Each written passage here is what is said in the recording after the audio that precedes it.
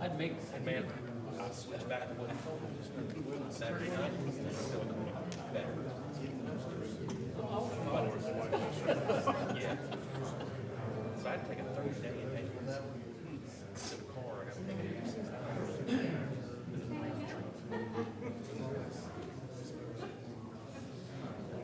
CBS.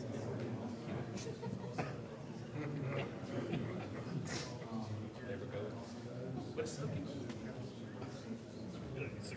Yeah. Now I know why they wouldn't know. Wait.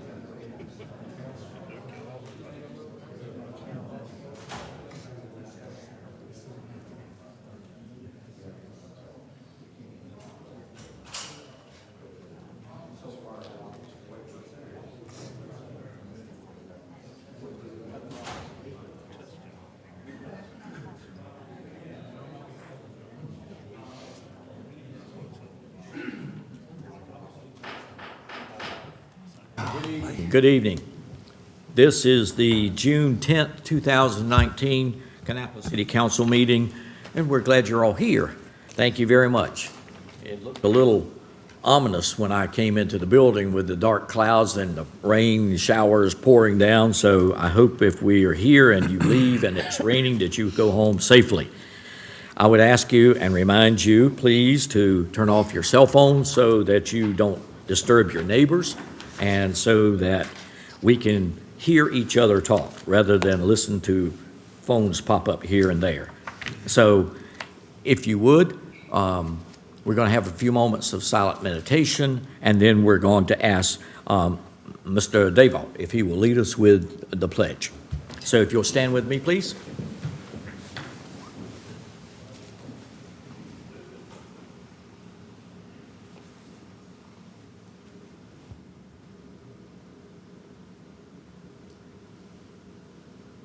Amen. Please face the flag and repeat after me. I pledge allegiance to the flag of the United States of America and to the republic for which it stands, one nation, under God, indivisible, with liberty and justice for all. Thank you. You may be seated. Council, there's an agenda before you. What's your pleasure? Move for approval. Is there a second? Second. Motion and a second. Comments or questions? All in favor say aye. Aye. That's unanimous, Madam Clerk. Okay, we have a proclamation tonight, and I'm going to read it from here because we have several things we need to get to, so if you will listen up, please. From the Office of Mayor, Kannapolis, North Carolina, proclamation, National Home Ownership Month.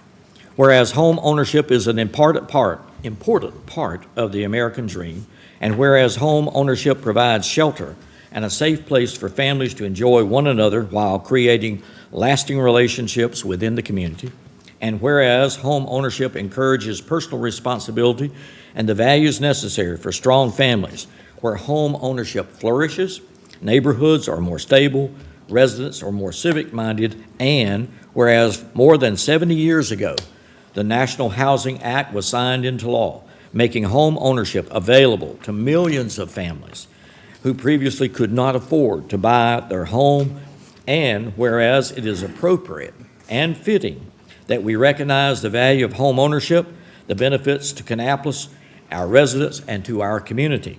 And whereas during National Home Ownership Month, the City of Kannapolis encourages all residents to learn more about financial management and to explore home ownership opportunities in this community and surrounding communities.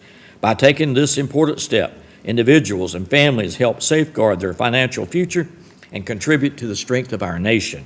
Now, therefore, I, Milton Darrell Hennett, Mayor of the City of Kannapolis, by virtue of the authority vested in me as mayor, do hereby proclaim this month, June 2019, as National Home Ownership Month. And in the City of Kannapolis, we encourage all of our citizens, private industry, and community groups to join me in recognizing the importance of offering every American the opportunity to realize their dream in home ownership and to help work towards making that dream a reality. Okay, so I'm honored to have a friend of mine to be here with us tonight, and that is the mayor of Mooresville, who is just our neighbor across the field. And so, Miles, if you will, come up and be with us tonight. Well, thank you, Mayor and council members. It's a real honor and privilege to be before you this evening. I'm here because I want to share with you our utmost appreciation. And so good evening. And I want to, as you all know, on Saturday evening, May 4th, 2019, the town of Mooresville lost one of our own public servants, Canine Officer Jordan Hare Sheldon, in the line of duty. Although we hear of this type of senseless act so often in the news, no one is truly prepared for it when it happens in the core of your community. Officer Sheldon served the Mooresville Police Department in the town of Mooresville with pride, integrity, and commitment. The support we received in the days that followed his loss overwhelmed us. Tonight, I am here on behalf of the town of Mooresville to simply say thank you. And Mayor, if you could please come down, I'd like to present a plaque.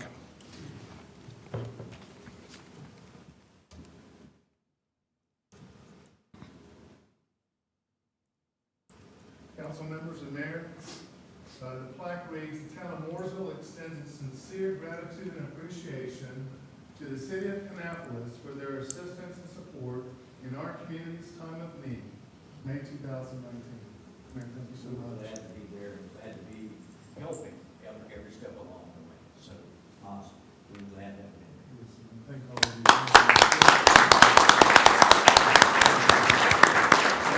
Thank you very Thank much. you, sir. Thank you. Glad we can help, Mayor.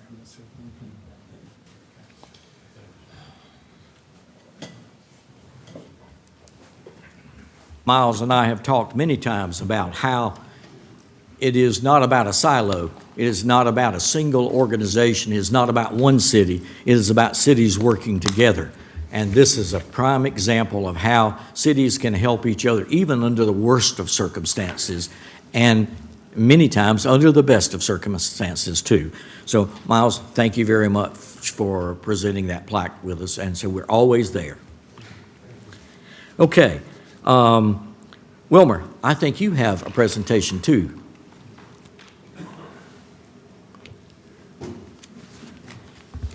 Mayor, members of City Council, it is my pleasure this evening to commend our water treatment plant staff. For a third time in a row, the City of Kannapolis water plant staff has earned the North Carolina Area-Wide Optimization Award. AWOP is a joint program that's between the states and EPA, in which North Carolina has participated since 2000.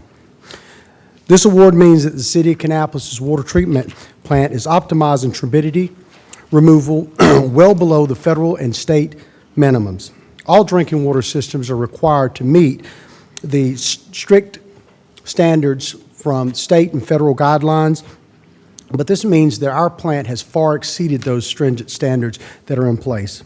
I'm honored to have an outstanding staff who is committed to being the best in the business and provide our customers the highest quality of drinking water. So if you would join me this evening, I think we have a couple members of the staff that are here to receive the award, but this is the third year that we've received it consecutive with the staff that's there. So Gerald, Alex, if you guys would come up. And ask them after you made the presentation to come Yes, by and sir. shake our hands. Thank you, guys. I appreciate what you do. I can assure you, if you guys will come by, this is a hard award to receive, and for 3 years consecutive in a row, that's outstanding. Thank you, sir. Thank you. Congratulations. For all you do. Thank you. Thanks for the hard work. Thanks for making it safe and good. Thank you, Bob.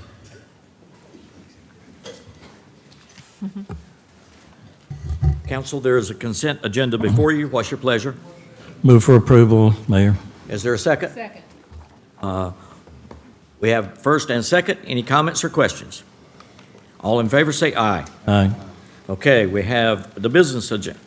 Let's do that again. I don't think I heard everybody. All those in favor, say aye. Aye. Okay, thank you. That was unanimous, Madam Clerk. I'll get my tongue out of my ear in a minute. Okay, business agenda. Mr. Legg, you want to talk about this budget? I am. Thank you, Mayor. As I get the presentation up, I'll walk you through it. There we go. Okay. So tonight is the second stage of the budget process. One is the preliminary presentation, one is a public hearing, which is tonight, and then the plan is you would adopt the budget, consider adopting it at your next meeting in 2 weeks. So a little recap. So in your 2018 City Council retreat, which sort of charted out the next several years, these were some of your priorities. Employee recruitment and retention turned out to be the #1 priority to ensure that our largest asset is protected and enhanced and grows and is as stable as it possibly can be. And this budget includes a lot of things to do that, to carry that forward. Economic growth and development, especially downtown, at the retreat, but really since the retreat has emerged as even a bigger priority for City Council as we're in the midst of that major remake of our downtown. Enhancement of city services. The next few years, we have programmed a pretty robust street cleanup program and continuing each year to enhance the summer entertainment programs at Village Park, which this budget does include some of that.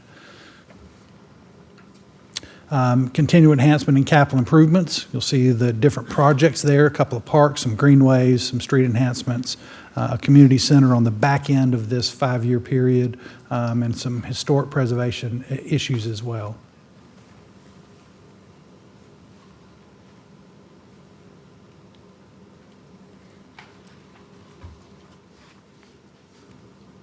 Not moving. There we go. So there's 11 major plans and studies also. Cannon Boulevard was one that was planned for this year, and a Main Street corridor plan. Both of those are in the works. Those dollars were in the current budget. Those plans will get started early next year, but they are already funded, and several others going forward.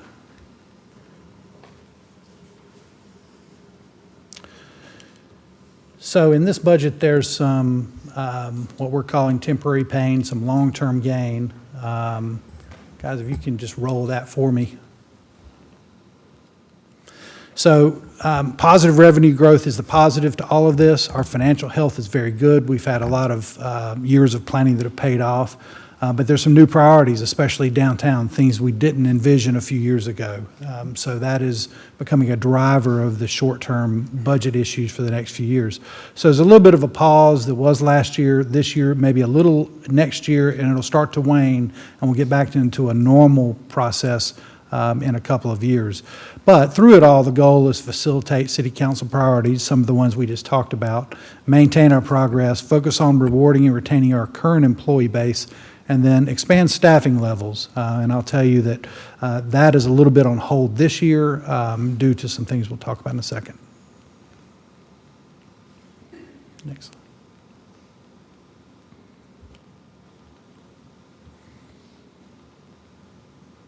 Next slide, please. There you go. So for the next couple of years, we'll have some limited vehicle replacement, some limited growth in operating budgets, but no reductions, and no new operating capital. We'll have to prioritize with the set amount of funds, which we've done this year and will continue to do, and pay attention to month-to-month expenditures. So we're in a little closer sort of viewing of the budget for the next couple of years. Next slide, please. So our budget projections have been really on target, and Eric Davis, our finance director, has done a good job of looking at this, but the overall issue with this slide is that the trend is upward. And most of this is due to growth in the local economy, and we have no indication that is not going to continue for the next few years. But this slide is really the microcosm of what's allowed us to do what we're doing downtown. It's growth in the larger community. And there's a lot of development out there. More than 3,000 lots have been approved citywide, all over the city. If you average that out at a 200,000 value, that's $4.2 million in new property taxes. Now, when that all occurs is anybody's guess, but over the next decade or so, that's the kind of growth that we expect to see. And this is just what's been approved now. This is not new projects. These are the ones that are already on the books and are being constructed as we speak. So it bodes well for our financial future. Next slide. So this budget, it's a $75.5 million budget. It's a 9% increase from FY19. Most of that is due to growth in the tax base, which was up 6%, $257 million increase. Our total tax base for the city is $4.3 billion. 1 penny on the tax rate secures $425,000. That's up about $25,000 from the current year. $1.1 million increase in property taxes from private sector investment. This is new development happening in our city.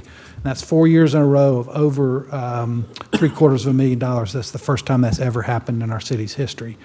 Also, $845,000 increase in sales tax revenue. And this, again, is to a growing regional economy. This is not just Kannapolis. This is the growing Cabarrus and larger region is where that's coming from. And a $900,000 increase in water and sewer revenue. This is due to a rate increase, which I'll talk about in a minute and what it will include. Next slide. No increases in property taxes, stormwater fees, environmental fees, or vehicle license fees. But the water and sewer fee increase that I mentioned will cover the debt service on 8 different water and sewer projects totaling about $27 million. And those are the projects there. A lot of these are necessity projects to keep our system healthy, projects to deal with regulatory issues on our dam and our water treatment plant. It does include the High Bridge project, which all those growth numbers that I just showed you have none of High Bridge in it. That is something new and something that we didn't even expect a year ago. So that $10 million we think will ultimately translate into $200 to $300 million of private investment over time. But that project is in here, and that's extending water and sewer service to that project in South Rowan County. Next slide. One more. Okay, so some of the expenditure highlights. To implement the employee compensation study, there's $600,000, and that is to get our employees. We did a comprehensive study of where we are in the marketplace for our 400-plus employees, and this study gets a number of the employees. About half of them were significantly behind what the market would bear, so this gets them to where they need to be, and that's one of the critical things to keep us competitive. As always, we have money in for merit increases, 0 to 3%. A 401k match, which is the second of 3 installments, something City Council said is a priority a few years ago, which is standard for most employers and something new for us. So we're in the second of 3 years of implementing that. And a Flex Dollar program that will provide cash to our employees for flexible health care and other spending that they're facing. We are looking at a very small amount to employ. We have a working committee of employees working to enhance our workplace in a variety of ways, and this money is sort of seed money to start some programs to do that. And the big one that really had the biggest impact on us we weren't expecting was the local government retirement system. did their annuities, and they came up with their actuaries, and they came up with a 1.2% increase for the next couple of years for all local governments in North Carolina. And that's a $534,000 hit. That's essentially, you can look at that number and the employee positions that we had budgeted, that's almost the same number. So it sort of took the place of that for this year. Next slide. We do have a couple of personnel additions. One is a park maintenance tech. This will be responsible for all the new downtown streetscape, the linear park, and the city's responsibility in the new sports entertainment venue. There's some additional expenses in the budget for that. And then a youth athletics coordinator, should we, council, continue to proceed with starting our first citywide youth athletics program, the coordinator would do that. We also have a watch list, and these are one-time revenues. We have some one-time revenues that we've identified in some of the enterprise funds to help fund our short-term, our new downtown effort, including some of the revitalization of some of the existing buildings and some other things, facilitating a new townhome project. Whatever we don't use for our downtown effort on that, mid-year, we would like council to consider revisiting some of these items. There are some important needs the department heads have mentioned, but downtown has got to take the first priority. So what's not spent during that process, we could consider reallocating some of those dollars to that watch list. There's election expenses. This is an election year coming up. We have 2 incentive grants, Gordon Foods and Amazon, and those are offset by property taxes. And when those grants end at different times, then those will be fully realized, those revenues will be fully realized back to the city. Reverse 911, we have a new deal that we'll bring a contract to council on that. Very cost-effective partnership with Concord and Cabarrus County to have our reverse 911 call software re-implemented. Replace some generators. We're adding $20,000 to the summer concert series to enhance it. Some program supplies for youth athletics we talked about. And then a second installment to our regional radio system, our 911 system improvements at the Cabarrus County level. And we decreased our engineering contracted services. This is a continual right-sizing of that department after we're fully staffed internally, transitioning from contract to in-house. $113,000 for the emergency action protocol. It's Wilmer can describe that if you'd like more details on that, and building repairs to the water treatment plant. We're also projecting to save about $200,000 from our new waste management contract, which I believe you'll see at the next meeting. And then there's the $1.9 million. This is excess capacity from not having our parking debt service come online for another year, and some excess revenues based on the timing of debt service obligations in our water and sewer fund. So this is $1.9 million that can be used for some of the critical issues downtown, mostly to stabilize the existing historic buildings is a big part of that. But again, those dollars will monitor, and then about 6 months from now, we'll regroup on it. No other existing changes in the enterprise funds. And that's it. Next steps, public hearing tonight, and then June 24th is the planned adoption of the FY20 budget. I'll be happy to answer any questions you might have. Council is, and for the audience to know, we're going to operate this way. We're going to give council a chance at this point to ask any questions of Mr. Legg that's necessary or you would like. And then from that, we will open the public hearing, and we will allow anyone who wants to come and speak on this issue and this issue only to come and speak. We will then close the public hearing, and if there are any additional information that you gain from the public hearing, you may or may not want to add some more comments or questions as that. So we'll give you 2 chances, essentially, council, as we proceed along. So, comments or questions for Mr. Legg now? All right, now. Mr. Rao. One, I just wanted to, say I know y'all done a great job on this, but the rate increase on the water and sewer, I just want to make sure I'm clear. Those are that's for debt service over a 3-year period, and I mean, we had some discussions, like any other capital project, some of these things, you haven't bid them yet, you don't really have all the details on the final plans, and hopefully they are good budget estimates that will come in at or lower. But is it in the discretion of the city and the staff to, depending on how things come in, High Bridge is just one that comes to mind, to be able to decide if the priorities or timing is different that would make the capacity for excess funds different. And I realize, and also at this point, we do not anticipate, or staff does not anticipate over that 3-year period or 3-year physical of any additional increases in water and sewer.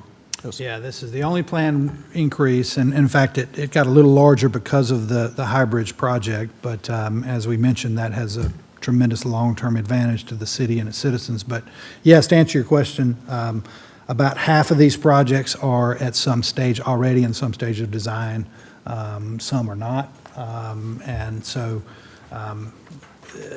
once those numbers become clear, the timing will become a lot more clear. We'll have a better schedule about when they'll come online and when they'll be actually go to bids. Any other questions or comments?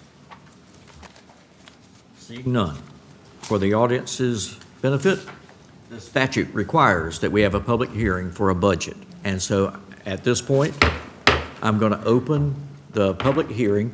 If you would like to come and speak to this issue and this issue only, that is about the budget, please come now, and we will give you 3 minutes to make your presentation or ask your questions. It won't be a debate, but it will be a chance to hear what you have to say. So please come and share with us now.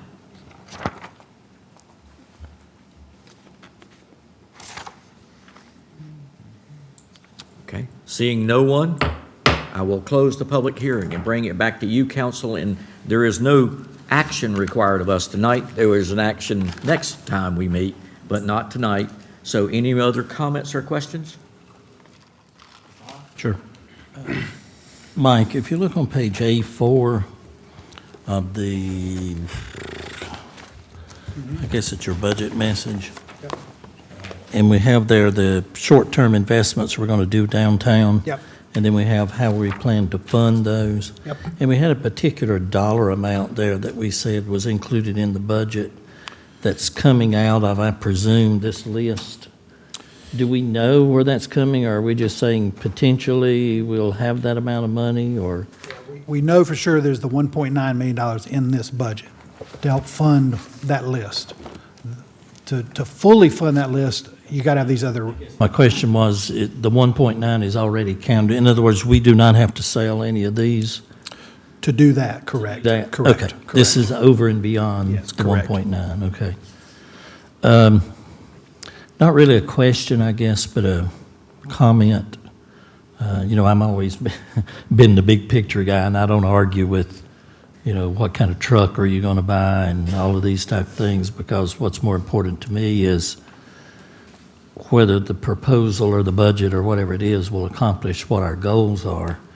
And I've looked at a lot of these over the years, and, I come to find last year and this year that budgets shouldn't always be looked as being the same, because, as you said in the budget message, that this is one of those bridge the gap kind of budgets, that when you look at the overall budget, we made a lot of significant financial commitments last year, and that kind of limits the flexibility of our budget. So what I looked for when I looked through the budget was what kind of focused investments do we have that has to be narrowly focused to keep these projects moving forward, because we have a lot of projects that there's a lot of them, and they're also very challenging. So, because the more I thought about it, what we're doing in effect is we're actually establishing city policy when we adopt this budget. I mean, that's, we're putting the funding to what we say is our priorities. And those are some of the priorities that we established when we had the retreat. So, when I looked at the budget, I looked to see if the funding matches our priorities. and I think that it does. The two that stood out to me was the large increase in the funding for retention and recruitment of employees. I think everybody probably agrees that it's cheaper to retain a president employee than it is to go out and find a new one and hire them. I was also pleased when I read that the department heads, because we did have personnel additions that was in the original budget, that they all agreed that the plan to enhance the present employees was more important than adding additional personnel during this budget gap time.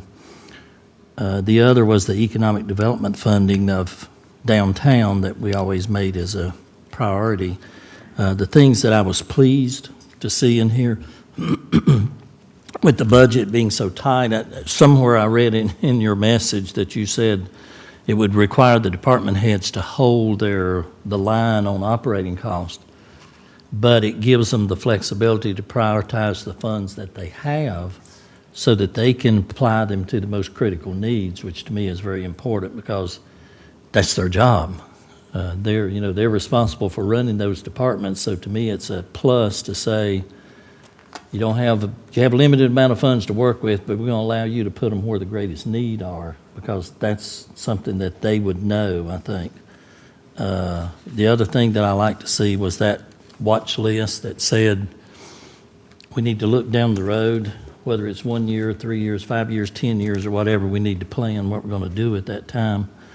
A couple of things that I wasn't pleased to see in it is, and I think I preach this every year, of the parking deck funding is a non-recurring expense. So when we spend that money, we need to make sure that we spend it on a non-recurring expenditure because, we can't pay a salary out of it this next year because it's available this year, but the following year they won't because it has to go to debt service. And I understand the gap, but I think we've done this. I just want to make sure that we're very careful that we have the revenues to sustain everything that we do.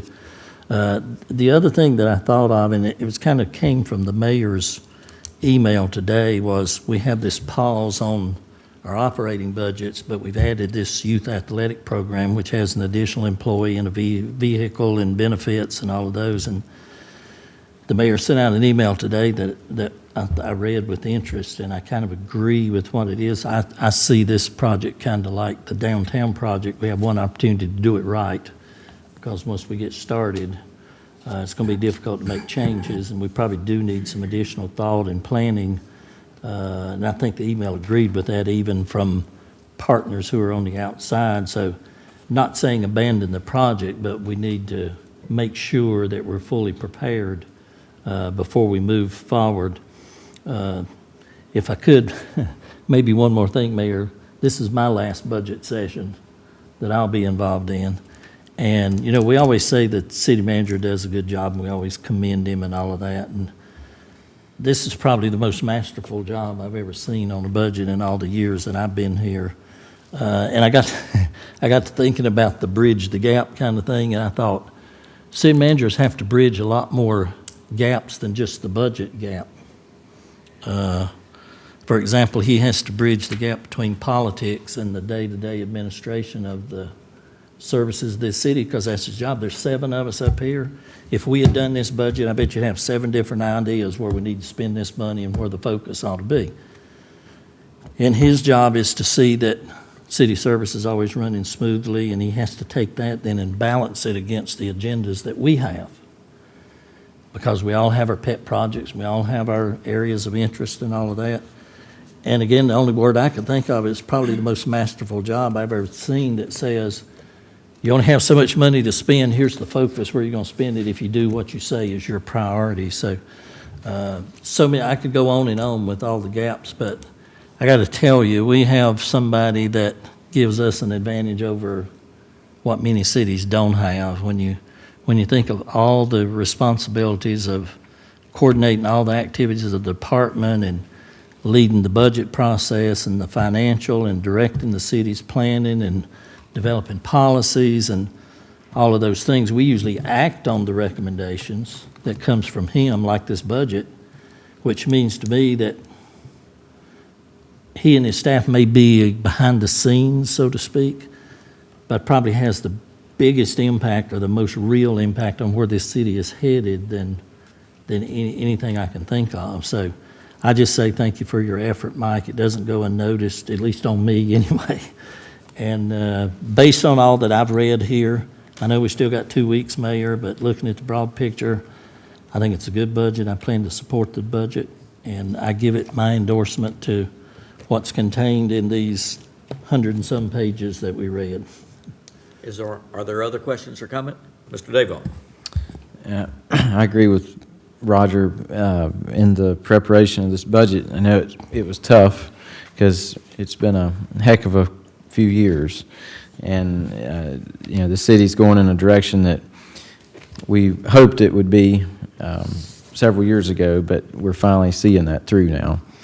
I have a few things, one of which you had talked about in the summary about, and we've had this discussion before, about the old baseball stadium and a lot of these other properties that we would like to move on and get out there for redevelopment and create some other private sector growth here. I assume the budget has money in there for hiring a broker for some of these properties so that we can go ahead and get that going, and just curious about timeline on that process for the stadium, for example. A lot of people ask about the old stadium, what's going to happen, and I think that's a critical one, especially for funding some of this other stuff. Yeah, short-term answer to that is most, there's no budget impact because any proceeds will come out of the sale of the properties. As far as that one goes, we have a proposal from Chip Mark, who's been our broker for a long time on most of our large projects. So we intend to have that one on the market now. Okay. Literally good. now. Oak Avenue, we have some interest in that property. The Wyrick property, we're having all three appraised as we speak, so that's one step in the process. Wyrick will need to hire another broker to get that one on the market. The out parcels from College Station, those are on the market as we speak. And then obviously some of the other land sales like Plant 4 will come with new development, like the townhome project, so that will be a new revenue source. So that one will be more of a development partner thing more than a brokerage thing. So short answer is it's all moving forward, and those fees will come out of whatever proceeds we're able to get from the sale. I have two more comments, Mayor.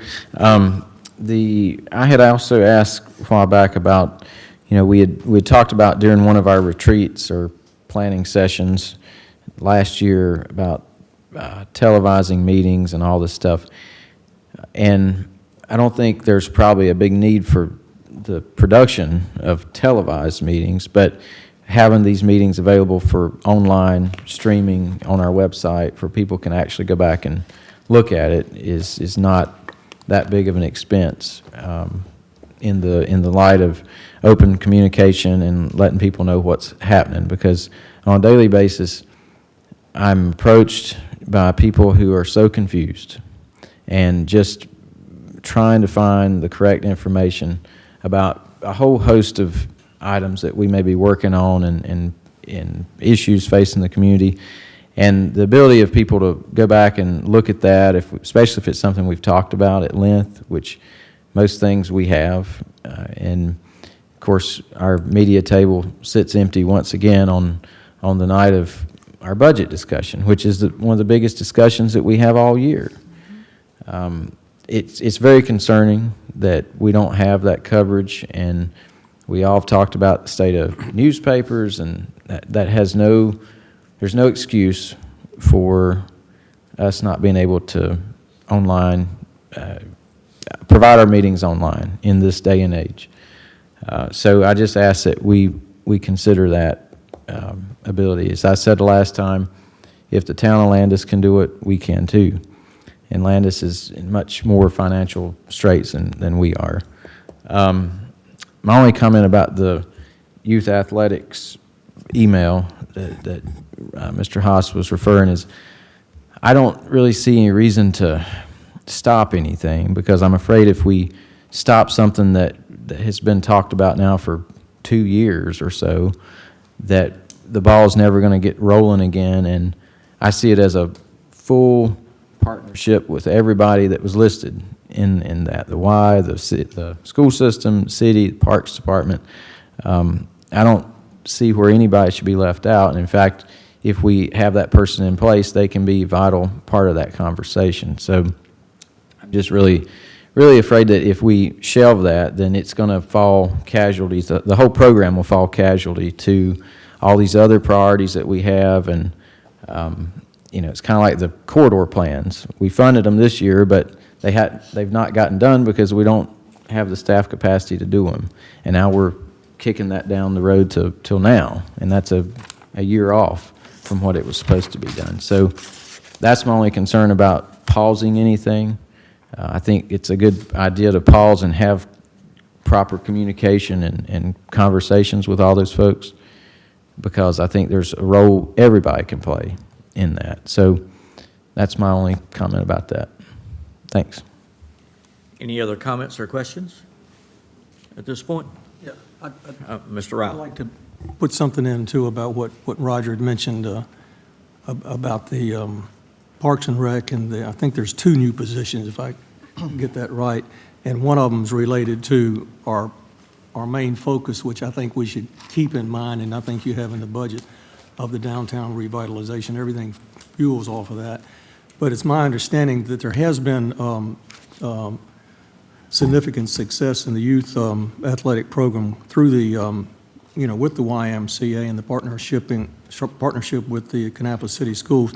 And it just seems to me to be prudent to still partner, but with everything that's going on and the new stadium, and that's going to provide new challenges or new opportunities for Parks and Rec and all the, I guess, additional and not upfits, but agenda that's going to be going on for this year with the Village Park, that not delay, but just get a better handle on the new position for the Parks and Rec for the youth program, and move that down. And it is consistent with the delay until another fiscal year for the police officers. So I just think that's probably a wise and prudent position. It's not a whole lot of money, but I think at least it'll ensure that we looked at the programs and ensure we don't have competing programs that maybe might be a detriment to the overall youth athletic program in this city. Okay. Any other comments or questions? Let's see if I can make a couple of comments. One, the email that I wrote about the conversations that we had with the executive staff of the YMCA never said that we weren't going to be moving forward immediately.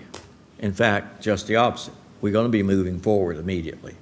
I think the YMCA senior staff has suggested that they'd like a sincere partnership with the city.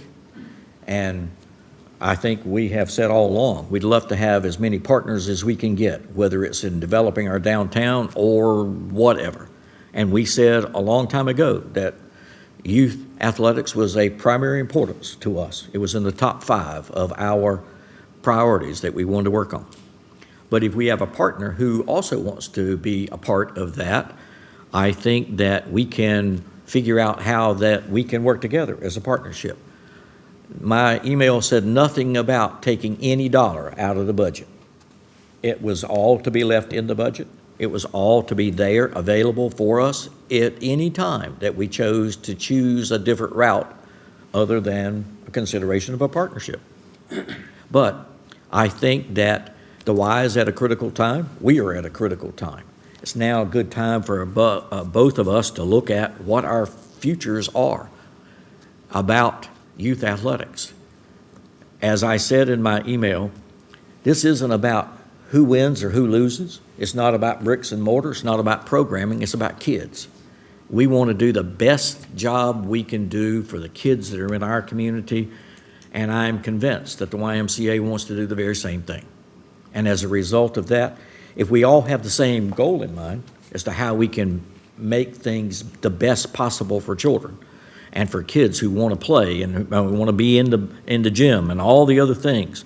And as we already know, the Kannapolis City Schools has offered us gymnasiums so that we can work with them to figure out how many places we have that we can do. In some ways, they offer the same thing to the Y, to utilize those gymnasiums. We need to work out that. That's why my email suggested we need a person from the school system to be represented on that work group too, so that they can tell us what they want and how they can participate. Because there's been all kinds of conversations about after-school programs, seniors programs. We've talked about how maybe the school system might be able to bus kids to the Y in the afternoon so that they can play, maybe be helped with their homework, and whatever else I'm leaving out. In my email, I said to you, I have really two ideas. Let's do the best thing we can do about kids, and let's find out if there's a real partnership to be had between the Y and us. I don't think we ought to hesitate one bit. I think we form a subgroup or a work group, I think is the word I used in the email, and I think we ought to have some members of council. We ought to have some members of the executive board that can make decisions on behalf of the YMCA. We ought to have some senior person from the school system to be a part of that work group, and then some staff people that can help figure out how we would do all of those things. And at the end of 6 months or whatever time frame it turns out to be, if this is a marvelous partnership that we go forward with, wonderful. If it turns out we both recognize that the best thing to do is for them to do their thing and us to do our thing, that's wonderful too. And so at least we will have explored it and explored it in depth. So that's what we're recommending. No, you notice that nobody said take the money out of the budget. Nobody is in favor of doing that. But everybody's in favor of doing the best we can do for kids. And that's what I think this is all about. I think that we would love to get the word out better than we're getting the word out. I can tell you that I have some concerns about how we do it and what our goals are when we try to put it out for video. If you look at that camera that's at the back, if you try to shoot from that one fixed camera at the back and get everything that's up here on that one camera, we're going to miss the person who's talking to us from the podium. We're going to miss the interaction between here. We probably ought to have another camera here and some more things that would give us the ability to focus on the people who are talking and getting things done. I have some experience doing this with churches and funeral homes with the other business that I had. And I can tell you that one of the most boring things that we'll ever do is to put that camera on and never move it, because people will just get so bored with what they're looking at because they just look at one image all the time. Then I think we ought to ask ourselves the question, Mr. Morris is in the back, I see him back there, they're on TV. Do we have a vision that we want to be on TV? And if so, we don't want to spend bad money after good or good money after bad, whatever you want to call that. If we're going to have multiple cameras, is it the camera that would allow us to be on TV sometime? Or do we decide? So what I'm suggesting is I think we need a lot of conversation about how do we do that, whether it's just a simple streaming and we have no other vision other than streaming it, then maybe these cameras are adequate to do what we're talking about doing. But if we're talking about ultimately getting on TV like the county is, then I think we might need to think about, are we going to have a director who's going to say, camera one, look over at Mr. Davalt, camera two, focus on the mayor right now, and all of those instructions go back and forth along that. Is that what we want? Or is it we just want a single camera that can stream this thing, and then I think all of that decision-making can work it all out, and we can get the best deal that we can get for the best price we can get, and we go forward with it.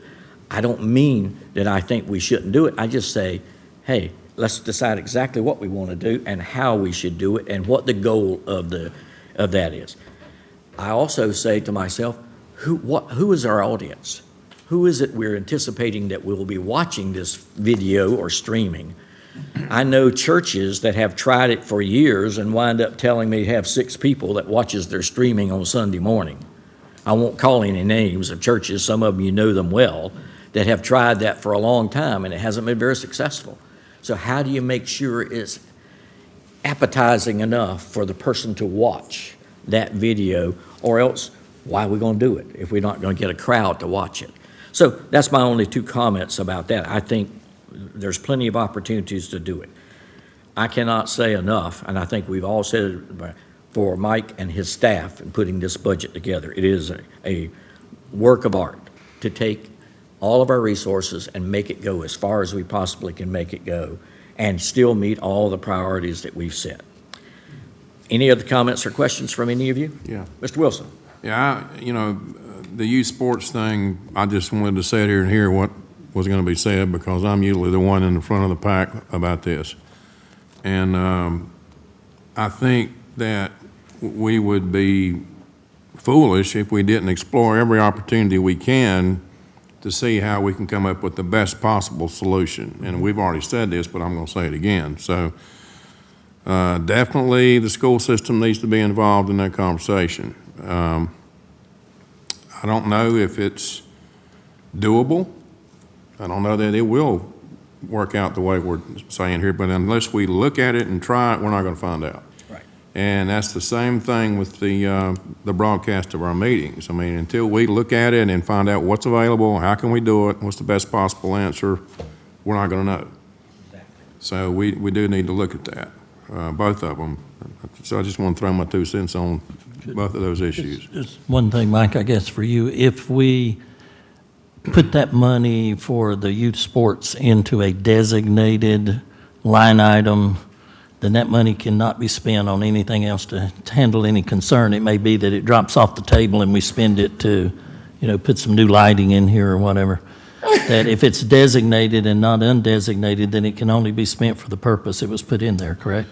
Yeah, the best way to do that if there's some uncertainty is we'll get you a number, or we'll just, if this is the direction council wants to go, is we'll get the number. It's somewhere north of $100,000. We just move that into the contingency line item. Right.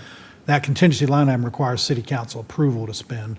Everything else, you give me the authority to move it around and to spend on other things, as emergencies and other things. But that is the line item council needs to take action on. So the thing to do is just park that money there until you're ready to do something, whatever that ultimate something is. And then you vote on it at that time to spend the money to, and we staff will just sit tight until that process is through and you're ready to make the call. Comments or questions? Mr. Davon? I'd like to respond to the broadcast thing.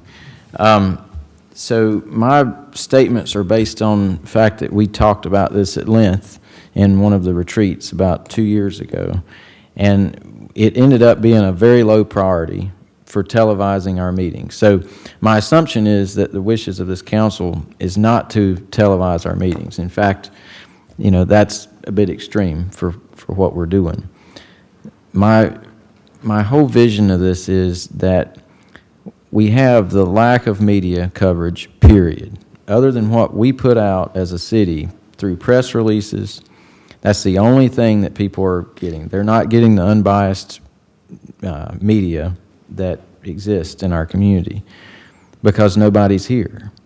So that's the audience that, and they have, the Post and the Independent, because I've asked, would you watch our meetings to cover our meetings in the paper?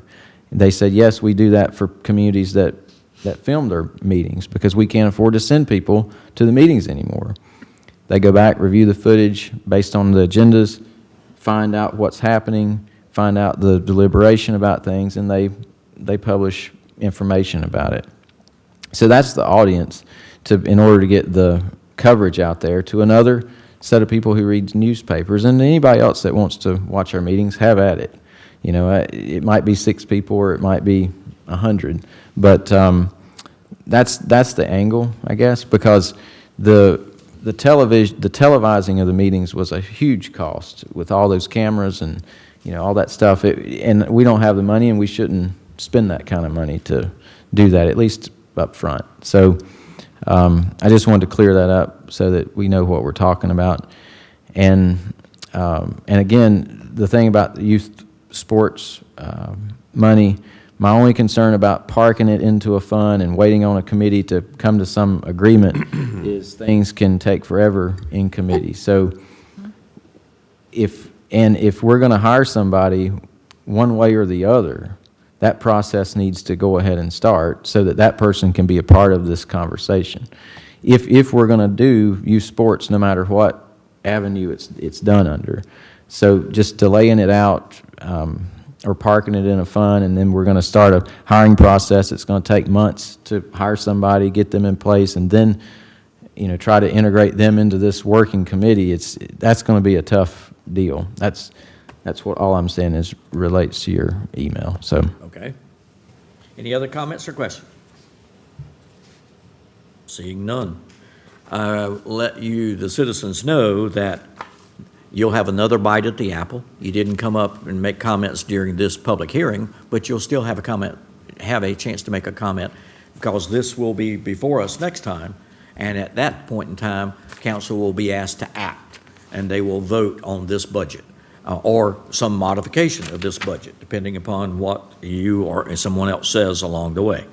So we will be back June 24th to have a consideration of this budget. So let's see if we can move on then to item B.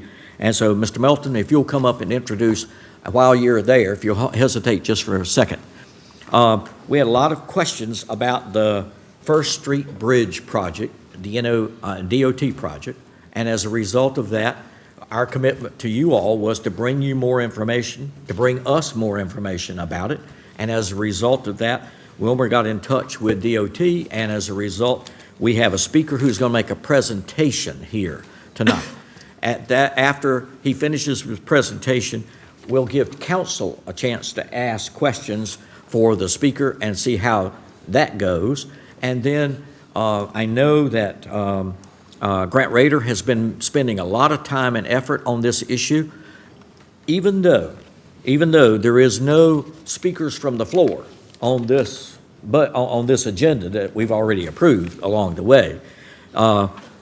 With your approval, council, I will show him some deference and give him a chance to speak, to advocate for his position after we've had a chance to make our questions and thing. Okay, I don't see anybody shaking their head no, so that's how we'll work. Wilmer's going to introduce our speaker. He's going to make his presentations. We're going to ask questions, make comments along the way. After that, we'll give Grant 3 minutes to make his presentation. Fair enough? Okay, so that's how we go. Mr. Melton. Mayor, members of City Council, as the mayor had indicated, this is a project that is taken in form and talking with NCDOT. It's probably about 60% complete in terms of design right now, but this is the B5372 project, which is the replacement of the bridge that crosses over Highway 29 at First Street. Here this evening with us, we have Garland Harwood, who heads up the Bridge Division in Division 10, and Scott Cole, the Division Engineer. I will let them give an overview of kind of where we are, what the plans are for this, but again, it's about 60% right now. So Garland, Scott, I'll let you guys come forward. Scott, you're always welcome in Kannapolis. So thank you, Mr. Mayor. Thank you for being here, and we appreciate you taking the time to make this presentation so that our citizens and our council can understand this project better. Thank you, Mr. Mayor, and thank you and council for the opportunity to come tonight and kind of talk about where we are and how we got to this point and what our next steps are going forward. And as always, we appreciate your feedback and input and the public's feedback and input and this opportunity. So we're going to hold our comments and questions until you finish, unless you tell us otherwise. Garland Haywood is going to walk you through a presentation, and we certainly will take it from there and try to address any questions or comments that you may have. Thank you, Scott. Garland? Thank you, sir. Welcome. Mr. Mayor, council members, thank y'all. Appreciate the opportunity. So this is, let me grab a hold of this. Either my hearing aids are not up, or we need to boost his microphone. Or maybe we should ask you, Garland, to speak up a little bit. I'll try all three. We'll see. All right. Can you hear any better? That's a little bit better. Thank you. Sorry about that. Okay, so it is the East First Street over US 29 bridge project that we're talking about. And really to give kind of a purpose for the need, Let me just go there if I can get that. I got this turned backwards. Whoops. There we go. So we recognized that we had a structurally deficient bridge that we needed to find the proper treatment for that could handle safely the traffic volumes that we had. That's basically the tenet that we would have for any bridge replacement project, hopefully for any type of project that the department would engage itself in, but it's pretty much that straightforward in terms of where we got started. Looking at the origins of it, back in 2015, the bridge was added to the STIP, which is the State Transportation Improvement Program, in light of the fact that it was structurally deficient. The opportunity was there to replace it, to get funding for that. So we started, and we did it with the, pardon me, with the concept of doing a bridge replacement with a bridge. We did a field scoping meeting. That just simply meant we went out and looked at it on the ground, and that's kind of how we got started with it. We did things, as you can see there outlined, project development, planning studies, designs, cost estimates. We put that together for the bridge replacement alternative. Now, along the way, a traffic analysis was prepared as part of the environmental document and the responsibility of the department to do this. And so when that was done in January of 2018, it was determined by the regional traffic engineer for the department that we had an alternative that we could look at, which was an at-grade crossing that could handle the volume of traffic that was projected, which was a 2040 traffic volume. And it would adequately do what we needed to do there safely. And so then the department looked at that determination as a viable alternative and tried to look at it from a cost standpoint. Not only in what it would be to plan for the design and construct the design, but to maintain it long term. And so then going forward, we were looking at it at an at-grade crossing potential, and that's currently what we do have at 65% set of plans. It is replacing the bridge at grade. It is signalized with an intersection. And if you can tell there, the light yellow, the yellow there is the roadway where the at-grade is. If you came south of that, you would see the bridge, difficult to kind of tell there. It's in the dark green. That dark green represents existing right-of-way. And of course, you have all the ramps coming to and from that interchange. So that's what's there. If we go back with what we're proposing at grade, we could remove the existing bridge and ramps. It would avail the opportunity to go in and put dedicated bike lanes on both sides of the at-grade First Street crossing, as well as the opportunity for sidewalk on both sides. And so we were looking at that. That is how we're designing it currently. Now, what went into that had to do with such things, again, well, I hadn't outlined it, let me say, it has to do with preliminary engineering. That would be the first two columns there, and that to the far left, which would be utilities and right-of-way. Then you have construction, obviously during the life of it, but then there's the maintenance. And you take all three of those things into account when you're trying to determine the best step to make. And so for utilities, we actually will spend more in the bridge replacement than we would the at-grade crossing, because we've got to actually elevate the roadway. That grade separation, to get that bridge replaced, we need 16.5 foot of vertical clearance, and we currently don't have that. The bridge has been hit several times, and the steel on that's either been replaced or heat straightened. That's been a very expensive, time-consuming process, lane closures, disruption to the public, those sort of things. So we need to elevate that roadway, and we'd have to take care of some utilities, so there goes that cost. Right away for the bridge, not really an issue, because we pretty much have the same footprint. The plan was to go back in place with the existing bridge initially when we first looked at it. So we could do it within the same footprint of right away that we have. We would just need to go vertically. Construction almost evens itself out. Now I want to back up to the utilities. While there are less for utilities for the roadway at-grade crossing, there's still some there. There's actually more for right-of-way, and I want to back up. That light green area to the north there on the southbound side of 29, we would need to purchase that in order to make the at-grade crossing work. Otherwise, we're in fine shape with what we have with the existing right-of-way. In fact, we've got a surplus in that. We can talk about that in a moment. So going back to the numbers, again, construction-wise, we're almost head-to-head for what it would take to build them. But when you look at maintenance, we talked about life cycle. Life cycle for a bridge would normally be more than what we looked at it for, but we looked at it for a 50-year life cycle.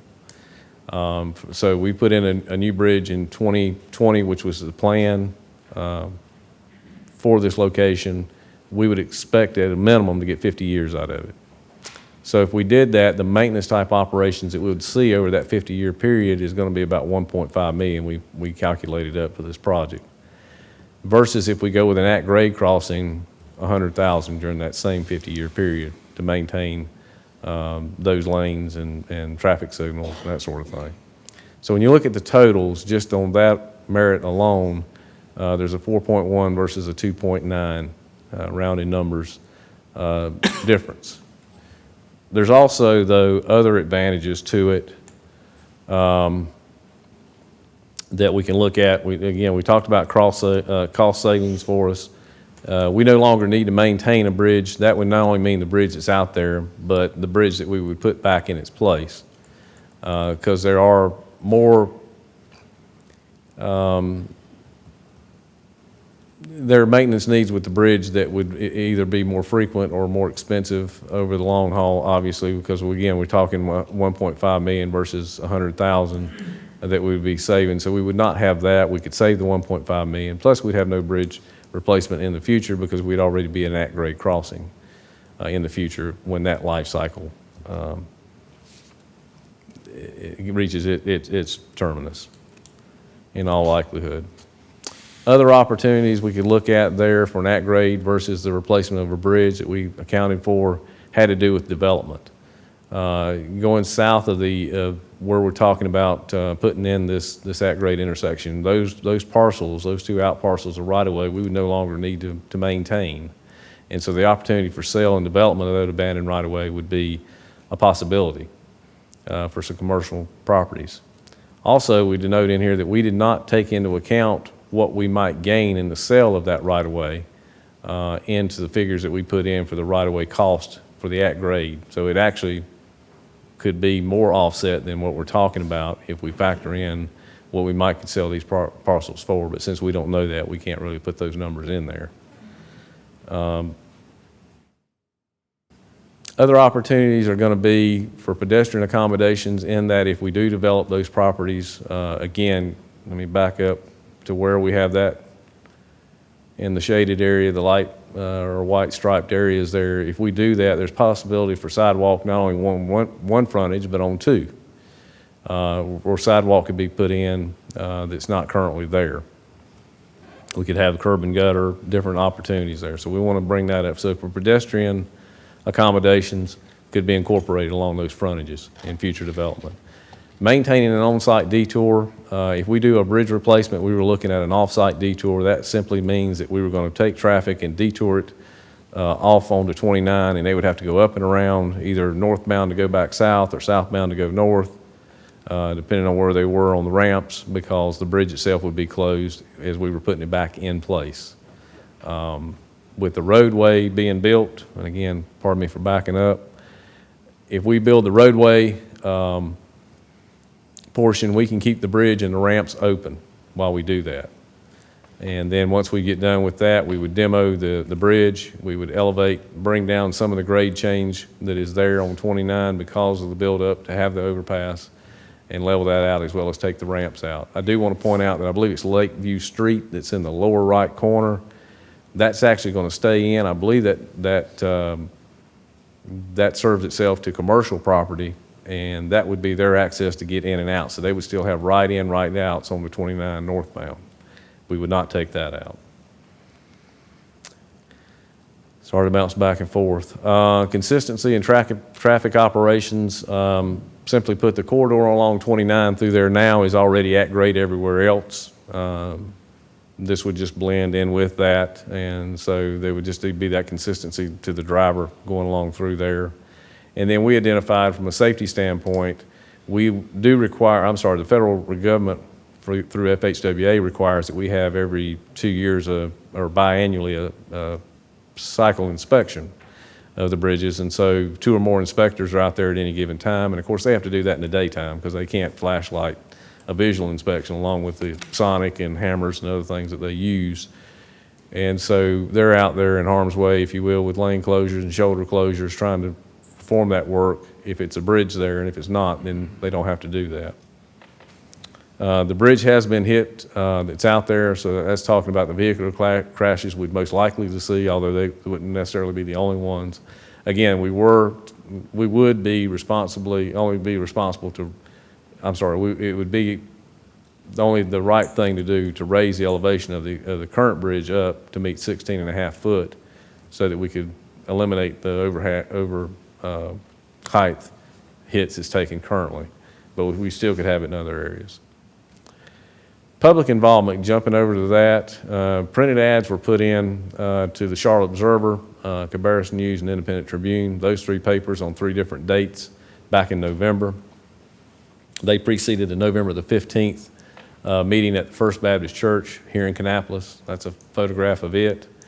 We also ran spots on iHeartRadio for a couple of weeks prior to it.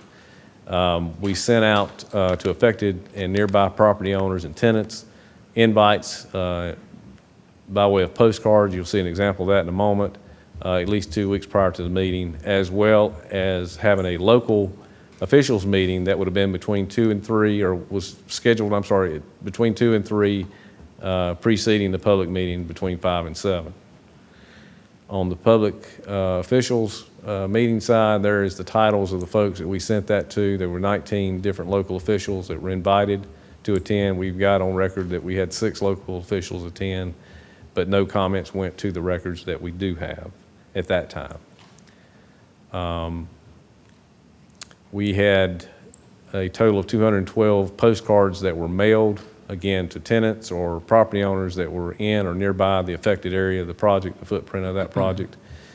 When we had the sign-in sheet on November the 15th, we had 9 folks participate in that sign-in, or at least came in and signed their name. We don't know how many, or I don't, out of those might have been part of that 212, or they might have heard it on the radio or read it on the paper or whatnot. But we had 9 folks sign in, but we got 11 comments back in a written form that we provided there, and we had a 4-week commentary period for that in case they mailed it in versus emailing it in.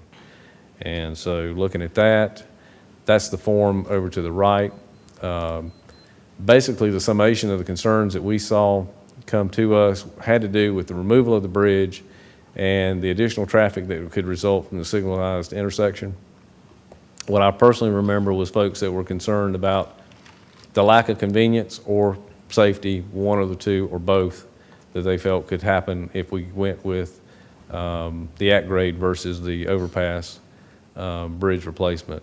The department's view is not that we would have anything that would be potentially unsafe in an at-grade signalized intersection. I'm not going to argue the fact that if you're at a signal and you sit there queued up or waiting in that signal to go and that signal stops you, that you don't sit there until you get a green light again to go on through, versus if you were on East First Street with an overpass, you would continue on through. But again, when offsetting it for the weight of the lifetime of the bridge responsibilities, feel like it had merit in what we have for that. Since we did not get a response initially from the public hearing meeting, we did kind of want to know, were we going in the right direction or on the right rails, if you will, from the city? And so we reached out, and in January we got a memo, that's a copy of it there, in support of what we were doing, because we wanted to make sure that we weren't out of left field and moving forward. And so that puts us where we are with the status and the schedule. We actually had a meeting this morning that had no bearing on this meeting this evening on this very project to talk about the right-of-way acquisition. It was just something that was scheduled on the books. We went ahead and did it. That doesn't mean that we're bulldozing anything through. We debated about whether to have it or not to have it. It wasn't the only project that we were going to talk about this morning. And so we decided we would go ahead and do it in light of what was going on here, and then we would go from this meeting and conversations accordingly. But if we move forward, we already do have an environmental document that was signed back in February of this year. Right-of-way acquisition would start next month in July, and then construction is set for January. going forward. And that is with the at-grade crossing. That's pretty Okay, much what I questions have. or comments for Mr. Haywood? I got a question. Mr. Wilson? Well, first of all, I think you've had some tough decisions to make here, it looks like, on this project. But are you at all concerned about the distance between this projected new stoplight and the one right there at McDonald's? Because 29 during certain times of the day now is way over, this loaded up. I mean, you can't hardly get out of there now. Right. So if you put a light there, and they're stopping there in less than 150 yards, they got to stop again. That's going to be, you see what I'm saying? And I do. I'm not a big fan of The talking signals. about road rage, but I can see what's going to happen here. No, and gridlock is not, you know, and giving proper consideration to that. The one thing we all share is we're all drivers, I think, for the most part. The folks here attending probably drove here, and we all, that's one thing we all share, is that we don't like to be in it, and so we need to think about the public when we do it. I think that's a fair comment. The signals should be timed to where when one light is green, if another one is that close, they're not platooning that close. Now, if something is up the roadway that is blocking or hampering that movement, I won't tell you that they won't back up, but they would possibly back up anyway. Now, I'm not a traffic person, I am a bridge person, and So if Garland can defer to me a little bit, I am a traffic person and have been previously in my career. And so when we look at the traffic volumes, you saw that we looked at a 2040 forecast. What we want to do is whatever we build, we wanted to make sure that it adequately serves the public with a good level of service for at least the 20 years following its construction, and that's what we've done here. We go on a forecasted volume, looking at land use in the area, looking at growth, both the history of growth and the expected growth in the area. So what we've got is not just something that accommodates today's traffic, but will work well for the next 20 years. Do you have any additional questions, Mr. Wilson? Yeah, I'm just envisioning that whole intersection there now when you're going west over that bridge, going toward town, the way you get into southbound lane is to loop around this way. So how are you going to fix that with this one? You're going to have people cutting to the left now, or how's that? I'm just asking questions. What we've got proposed is a standard at-grade intersection, meaning that you come to the intersection, if it's red, you stop. If you want to turn left, you get in the left turn lane and turn left when it turns green. So, I mean, it's a simple movement here. I hope so. And yes, sir. And you know, the volumes are pretty light on First, and that's kind of what this is in recognition of. Obviously, if the volumes were extremely heavy, then an interchange, you know, an updated interchange would be warranted. I want to say too, Scott, we're part of the reason that light green right away that we needed to do, it's a standard intersection otherwise, but we are putting in a dedicated right turn lane if you're going southbound on 2-lane street. It's not currently there. Good. Okay. Mr. Haas? Comment on one or two things. One, and these are the things that I have heard, okay? One is pedestrian traffic. I wouldn't want to walk across that bridge to begin with right now, but they're saying there's people that's why. I got to tell you, I've been trying to watch for pedestrian traffic. I haven't been able to find that much. But anyway, so I'm not sure there's data that says there's, 12 people per day that walks across the bridge, but if there's some way you would address that. The other was cost versus the bridge replacement, that it's cheaper or it's more expensive or whatever, which you've kind of already and the other thing I would ask you that I'm sure probably most people don't understand is I'm assuming this project is already funded, so you can't say, well, let's change it to the bridge anyway. I'll just go pick up $1 million out of somebody else's project and we'll go ahead and do it. Knowing that that's not the case and cannot be done, would you just address all of those, the pedestrian traffic and borrowing to Right. complete the project, and the project is already funded? So to start with pedestrian traffic, Garland said, I think the town requested bike lanes and sidewalks. We're willing to accommodate that. There is a cost share associated with sidewalks, just like there is on any of our other projects. And so we'd work through the town on a municipal agreement with that. In addition to the sidewalks on the sides, of course, you got to get across the street. So we would put in pedestrian heads, you know, the walk, don't walk signals, as well as we would mark crosswalks on the pavement. So kind of a traditional approach. The cost you did mention, certainly we see a lower cost in the life cycle with the at-grade crossing. And yes, just like your budget, a dollar put in one project is a dollar less for another project. And so that's what we're dealing with our resources as well. Mr. Davon. Thank you, Scott and Garland. It's always a pleasure to work with y'all. Can you go back to the cost screen or slide?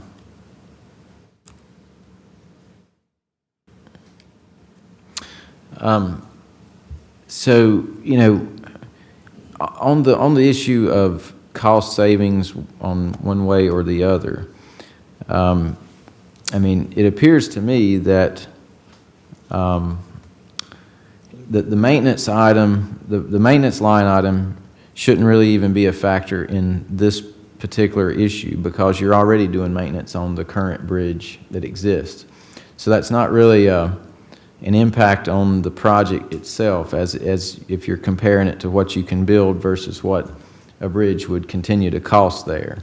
So if you took that number out, the projects are essentially the same cost, you know, the bridge and the at-grade intersection. So to me, it's not really you're predicting that it's going to cost $1.5 million over 50 years to maintain that bridge. I assume you're maintaining the current bridge, and it's costing, or it has cost somewhere near that over the past 50 years, knowing that that's not realistic, but you know, it costs something to maintain that bridge over the past 50 years. So that's programmed in your operations anyway. So I'm not really concerned about you picking up another $1 million from another project or something else at this point. I think the two projects are pretty much identical. What I am concerned about is, you know, when this bridge was put in, it's dated, I think, 1955 or something like that. And of course, just through my lifetime, I've seen that bridge look terrible and get worse and worse each year that goes by. In fact, when I was in high school, I was always a little leery of driving across it every day because it just looked in poor condition, and that was 15 years ago. So in fact, today it's worse than it was then. But y'all have patched it together, and it's been hit, and it definitely needs replacement. When that bridge was put in 55, Cannon Mills was at its peak here, you know, with 15,000, 20,000 people working here every day. And the traffic counts were, of course, a whole lot higher than they are now, and way higher than what you could have predicted in 2015 that 2040 would bring about. Predicting traffic in 2015 in Kannapolis versus predicting traffic now in Kannapolis is two different things, mostly because of what all we've just sat here and talked about, downtown and the development that we're expecting, and the new stadium and the apartments and all the people that we're planning to bring in downtown over the next 15 to 20 years. So I am concerned about capacity, and at some point, whether it's 10 or 15 years down the road, we're back or somebody's back on this board meeting with y'all saying, well, that intersection is, you know, that's a crazy place out there, and we need to build a bridge again. So, you know, if all this goes as planned that we're doing downtown, and we hope it does, and we hope that 200,000 people show up at a baseball game every year, then we're going to have more traffic at that intersection than what a prediction in 2015 would lend itself to be, because nobody knew any of that was going to happen in 2015. So I just ask that, and the development of property around that current configuration, there is some bad topography there, as y'all know. There's tremendous ravines and creeks and all sorts of issues, and there's a whole lot more developable property on 29 than that intersection. So that's not really a positive to me to see that land for more development there.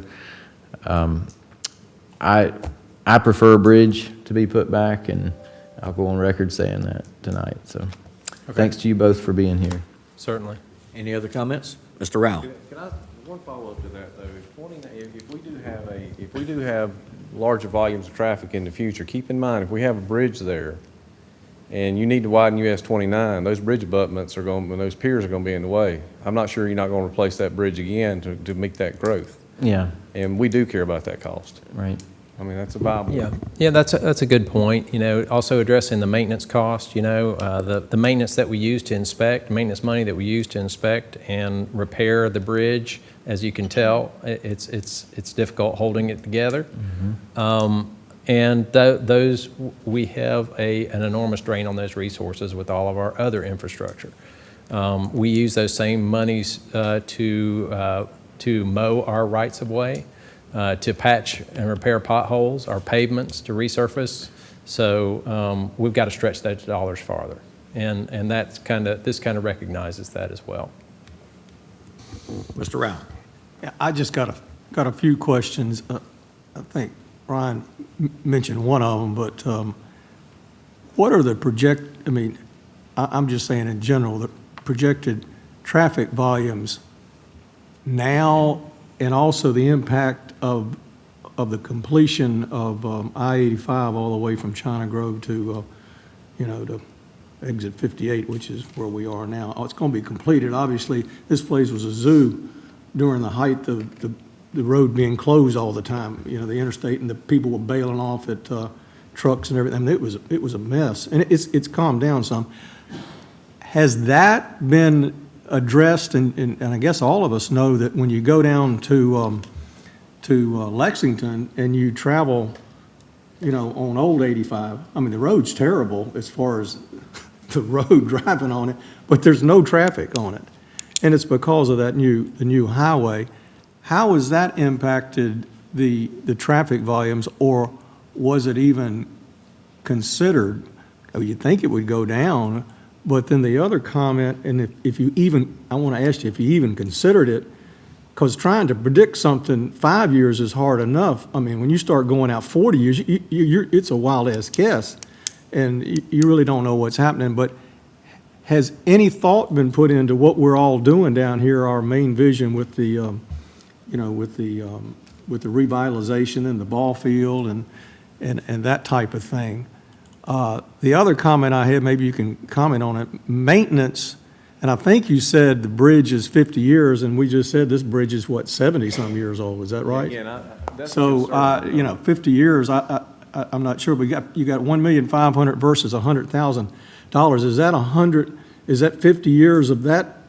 That's just hard for me to believe. It is only $100,000 for a at-grade intersection over a 50-year period. It just seems like to me that's way low. Now maybe the $1,500,000 is way low, and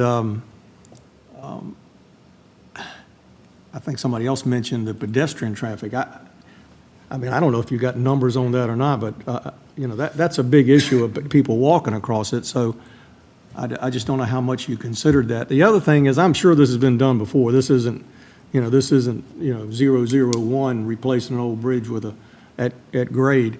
Do you ever use any comparisons in other locations when you replaced a bridge with a at grade, signal type crossing, and have some numbers on what the difference in the maintenance cost and how the traffic volumes compared to what you were predicting? That's all the questions. That's a lot of questions. Okay, that was a lot of questions. That one, Scott. Well, somebody's Go ahead. So I'm going to need a baseball glove with both hands for that one. To talk about the forecast, you're right.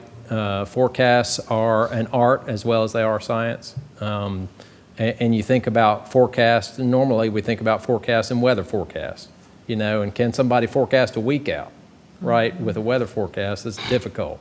So our forecast takes into account what is called the Metroliner regional model.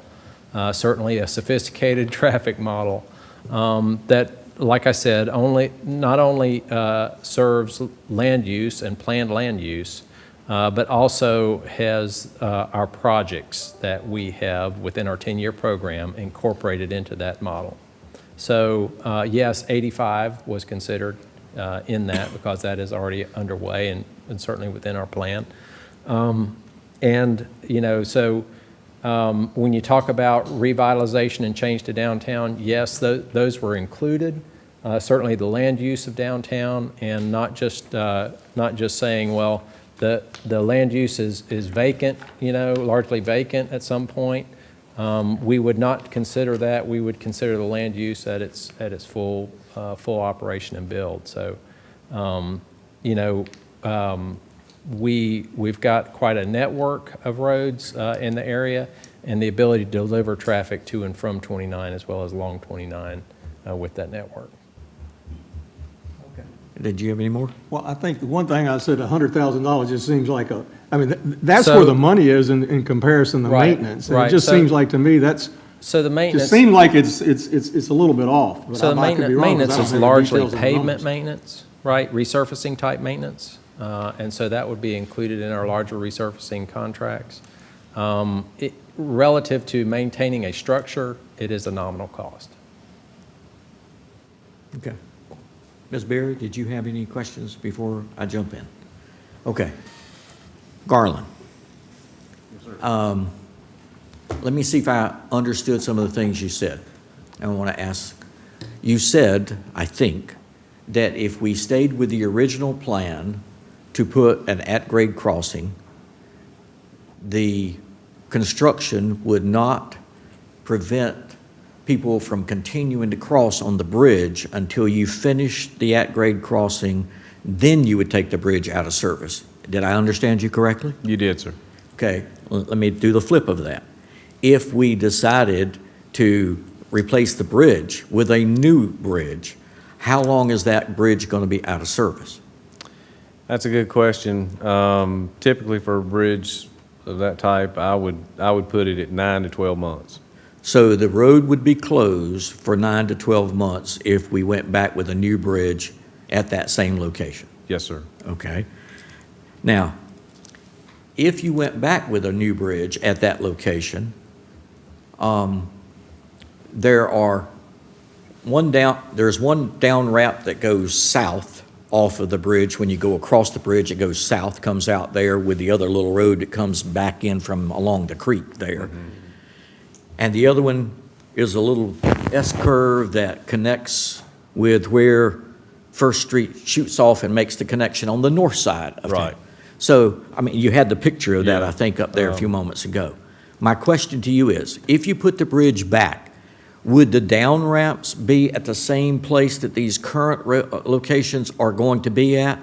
Or will you have to get some additional right-of-way?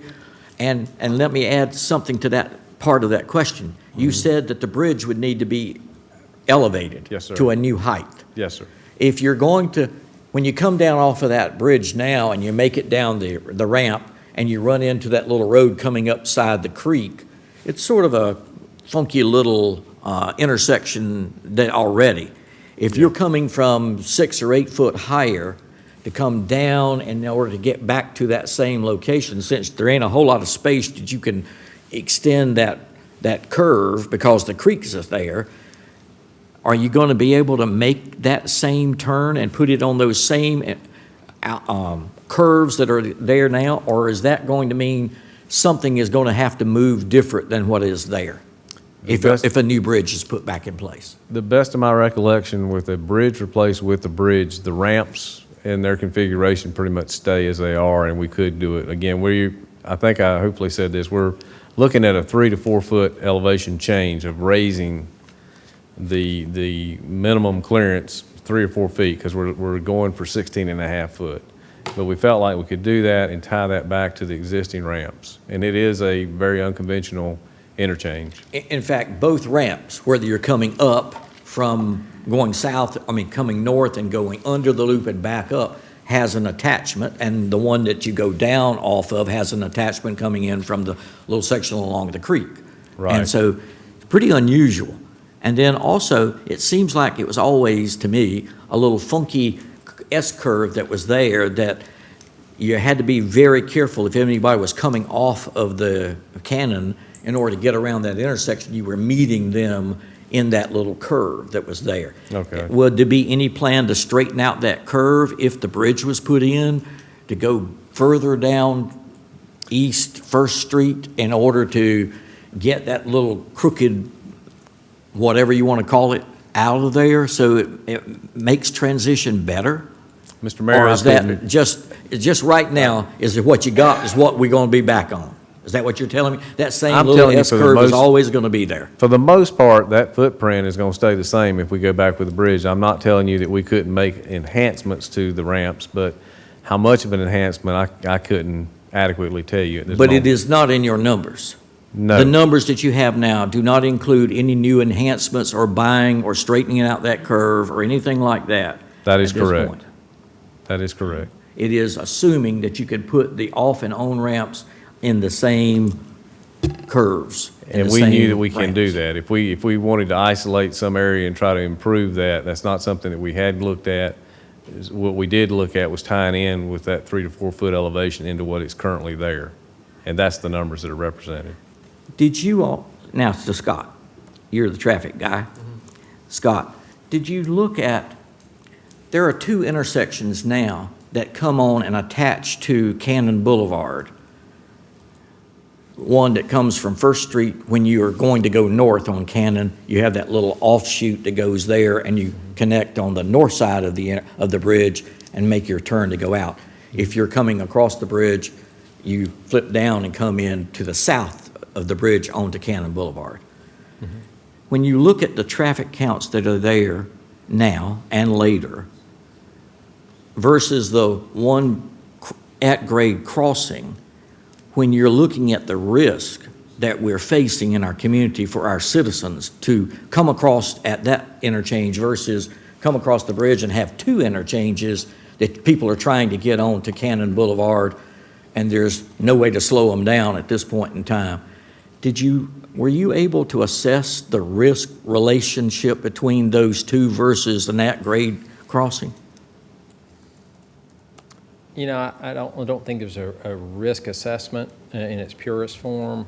We did do a crash analysis and a review of crash history, and there was not a significant crash pattern with the current configuration.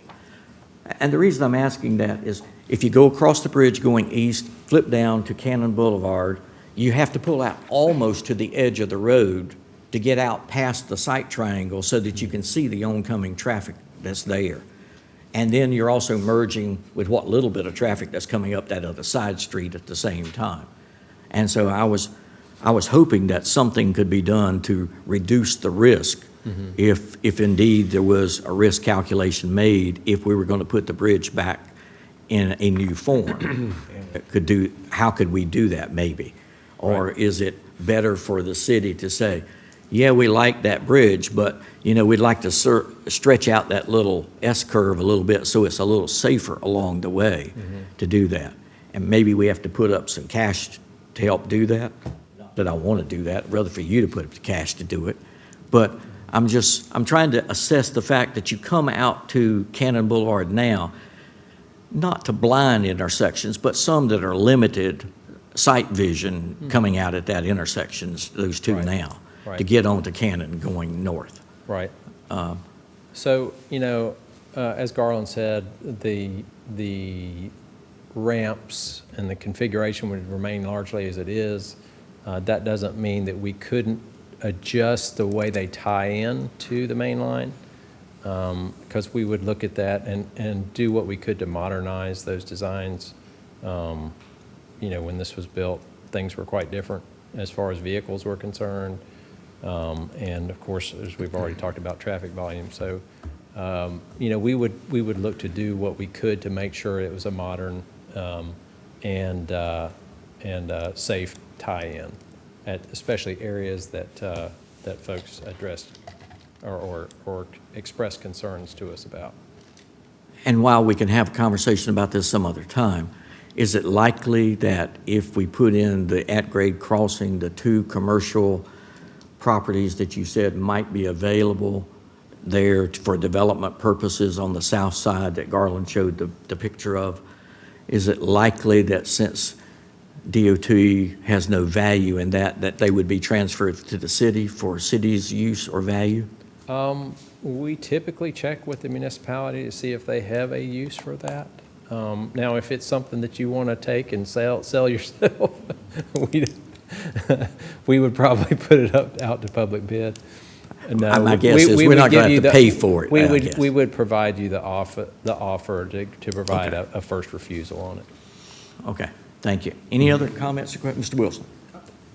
Let's see if I can make this make sense, because we looked at the cost analysis, and I've heard all these different stories. Is your motivation to replace that bridge driven solely by money, the cost, or is it a combination? Or how much safer will that at-grade intersection be? Or will it be safer? So we really just feel like it's the right thing to do. Based on money, or what? Based on a combination of factors, not just money. Certainly money has a share in it. But, you know, if the town came to us today, or if DOT had a project to put in a new road, and it carried the volumes that First Street carries today and is projected to carry in the future, this is what we would be designing as it tied into 29. Any other comments or questions? Okay, so thank you very much for your presentation. If you would, please stick around. We will. In case after Mr. Rader makes his presentation or comments, if there maybe is a follow-up question that you all would be available Yes, for sir. us to ask you. Yes, we'll be here. Mr. Rader. As we always do, just so that we can have a record. Yes, sir. My Name name is and Brent Rader, address, and I reside at please. 1050 Betty Street in Kannapolis, North Carolina. Thank you very much. And It is interesting that, with all due respect to the DOT guys, I spoke to well over 400 people regarding this issue. I've got over 200 on a petition signed. The other 200, I didn't have the petition with me to get their signatures. Universally, I found out of 400 people, one person that even knew this was happening, and that includes our state senators and one of our state House representatives. The absence of knowledge of it is astonished me, quite frankly, because I try to stay on top of things, as you know, and I didn't know about it either. And I read the Observer, but I don't read the Tribune or listen to whatever that radio station was, probably. It's interesting that you guys, in your budget, you're bridging the gap. Well, that's kind of what we're talking about here tonight. And you also talk about pedestrian safety, and that's the biggest thing to me. There may not currently be a lot of people walking across that bridge because there's, other than A.L. Brown, no place for anybody to walk to. There's probably not a lot of people driving across it right now because there is no downtown. Or you can't even get through downtown if you try to drive through downtown. And if you want to, if you want to access the parkway, you got to take a roundabout, circuitous route if you came across the bridge to get there. You can no longer go straight down First Street past the gym and make a left turn and go down the parkway. And the parkway is all torn up, so, or the Mooresville Highway is all torn up, so a lot of people are avoiding that right now anyway, as trying to get on the parkway. A traffic count today would be ludicrous because it's like I said, there's no place to go if you go across the bridge. However, I am a frequent crosser of that bridge to access going south on 29. And there is a yield sign there. The loop is a relatively tight loop, and it's impossible to make any speed. You have to slow down pretty dramatically and decide whether or not there's safety to pull out on the side. On the other side, I believe there's a stop sign that you have to stop and make sure nothing's coming to turn north. The difference, obviously, was in the maintenance, and over a 50-year period, $1.5 million does not seem like a tremendous amount of money to me, but I witnessed kids walking across that bridge every single day going to and from A.L. Brown. I see a lot of kids driving across there that are probably going to A.L. Brown, that relatively inexperienced drivers. 90% of all accidents occur at intersections, and especially if you're making left turns, that's where they usually happen, is somebody making a left turn at a traffic light, somebody broadsides them. It just seems to me that the bridge, even though somebody might be not paying attention and whack the bridge, those instances compared to how many accidents occur at intersections is pretty minuscule.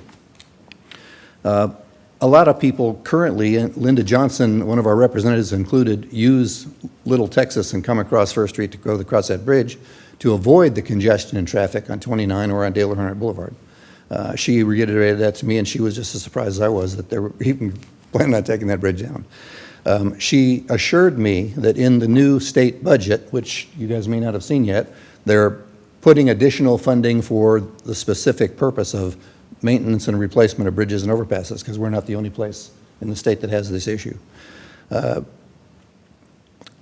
Universally, the 400 or plus people that I talked to are completely opposed to removal of the bridge. Some of the comments I got, frankly, I wouldn't repeat here. They're language I wouldn't use. And you guys have gotten emails, I'm sure, from citizens that the manner in which they express themselves, you probably want to write it off, but realistically, they have something to say, and they may say it in a way that is offensive, but at least they're trying to communicate to you that they're opposing this replacement of this bridge. The parcels that you're talking about to develop, as you said, they're really not conducive to development. They're ravines and valleys and trees and all kinds of things in the way that would have to be taken care of. And there's so much property already available on 29 for development that this is not a factor, I don't think, in this decision. And as he said, you wouldn't be given it to, they wouldn't give it to you. You'd have to go in the bid process to take advantage of it. Whenever there is anything that happens on 85, I mean, 29 is so ridiculous. I can't get out of my house and enter it other than going across the bridge and going some other way to get to a traffic light where I can get on there, especially trucks. I've gone across that bridge and seen truck lines a mile long. I myself, coming down I-85, in most cases get off at 67, exit 67 and come down 29 as opposed to staying at 85 because it's so congested. And right now, because of the construction, dangerous. Some of that will lessen. But I believe that as the downtown is completed and the research campus continues to grow and we have all kinds of things going on down there, I believe that traffic is going to be astronomical compared to what current projections may look at. And that is a gateway to downtown, whether or not we want to consider it as such. It is a gateway to downtown. I think a lot of people would use that. If you will, try to summarize, please. Okay. Kids going across that bridge, like I said, walking to Ale Brown, I wouldn't want my kids stopping on 29 in any way, shape, or form trying to walk across there as at an intersection with traffic lights or no traffic lights. It's too dangerous. And as opposed to taking up a lot more time, I understand I'll probably use my 3 minutes. I thank you very much for the opportunity to speak to you tonight. Hopefully you'll act on Linda Johnson and Carl Ford's request to give them a resolution that they can go to the DOT along with all of my petitions and hopefully accomplish something. Thank you. Thank you very much, Grant. Okay, any other further comments? Hearing none, we will move on to the next item. Mr. Melton, well, let me see. We're at 7:47. These going to be pretty close, pretty quick, Mr. Melton? Yes, sir. Okay, let's proceed on then. Item C is public hearing to withdraw dedication and portion of right-of-ways. Mayor, members of City Council, before you tonight, I have a requested closure of right-of-way. That's along Eisenhower Road. It's a 60-foot right-of-way section at the end that will be utilized in conjunction with the development of the last phases of Kellswater, the subdivision. They're in the process now of doing some of the grading work if you've been down that area towards Eisenhower, and this is one piece that we need to close to reincorporate as a part of the new road alignment that will be dedicated to the city. So with that, the information is before you in your packets. The petition staff has reviewed this and see no reason to deny the requested closure of this section of right-of-way. Questions for Mr. Melton? Hearing or seeing none, then we're going to open the public hearing. Anyone would like to come up and speak on this issue and this issue only, please come now.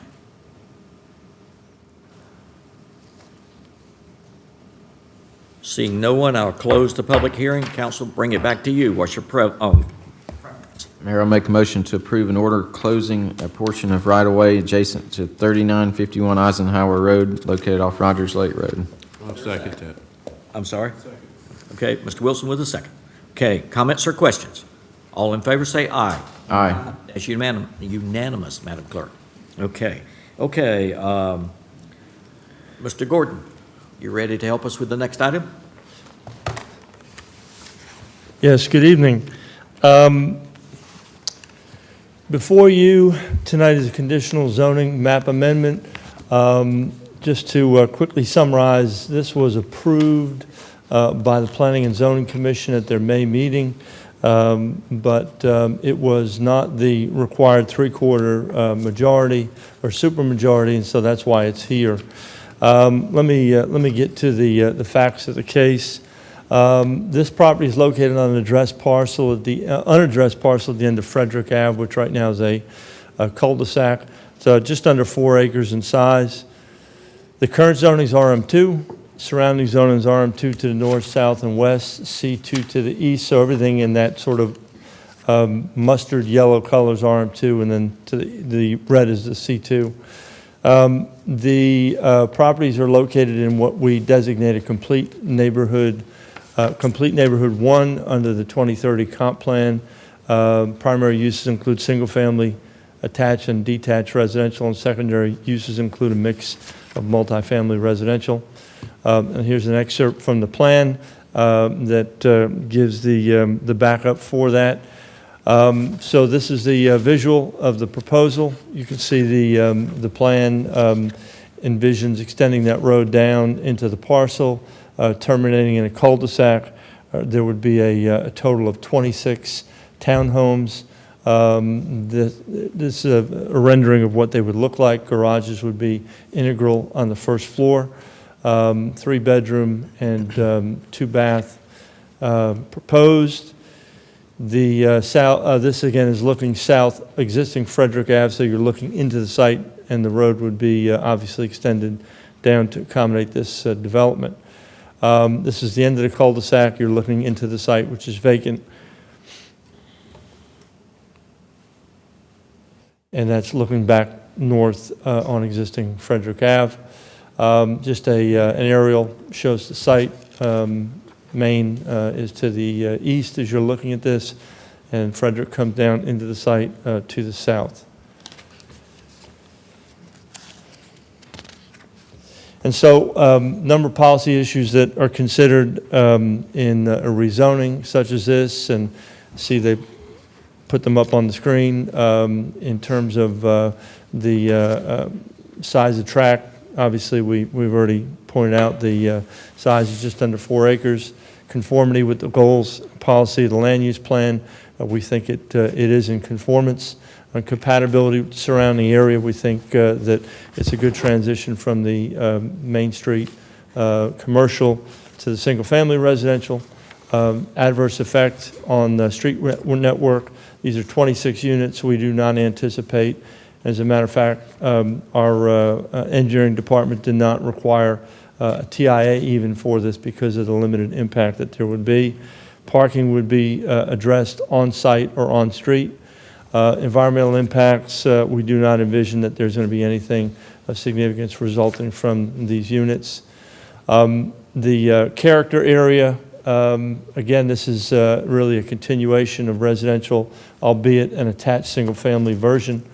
Compliance with the adequate public facilities, there will be all utilities provided, including street provided for this public streets. Zoning districts, I've already noted, R2 essentially surrounding this property, commercial 2 to the east on Main. Suitability for the uses to which it's been restricted. Again, this was R2. The conditional zoning is required because of the multifamily classification of these townhomes. Compatibility with the adjacent neighborhood. We feel it is compatible. There are conditions in there related to screening, but for all intents and purposes, these are attached single-family units that we've broken up in, I believe, a series of 6 buildings, so the massing will not be out of character with the neighborhood. This property's been vacant for, I think, probably as long as the city's been incorporated. And availability of land, there certainly is land in the area, but this is a unique parcel, an infill that would be appropriate for the type of use being proposed. And finally, their zoning that was assigned back when the city was incorporated, when zoning was adopted, was not done in error. And so our finding is that this plan proposal is consistent with the 2030 plan, the designated residential character. It is in the public interest. We believe it's a good transition between the commercial to the east, single-family residential to the west. There will be adequate facilities, and we do not see there's any detrimental impact on the surrounding street network, nor do we anticipate any issues with respect to the environment. Utilities will be provided. This is will be a public street. The action requested, and that should say City Council, not Planning and Zoning. Initially, it went to Planning and Zoning. But actions we're requesting are to hold a public hearing, to adopt a statement of consistency with the 2030 plan, and to adopt a resolution to zone. Essentially, there's two routes to go. One is approval, one's denial. Approval would require a statement of consistency and then a resolution to zone. Denial would be likewise, but in the negative. Conditions of approval are in your staff report, but essentially these are all related to the technical aspects of approval. Should you approve this rezoning, we will go through it with our staff, engineering, planning, fire, et cetera, and make sure that the requirements of the UDO are met. And I would like to highlight number 4, minimum 12-foot buffer be provided along the western portion of the property where it would ultimately face the existing residential, although there is a creek that intervenes. But we would ensure that that buffer be such that the vegetation and the density of it would provide an adequate screening for this neighborhood.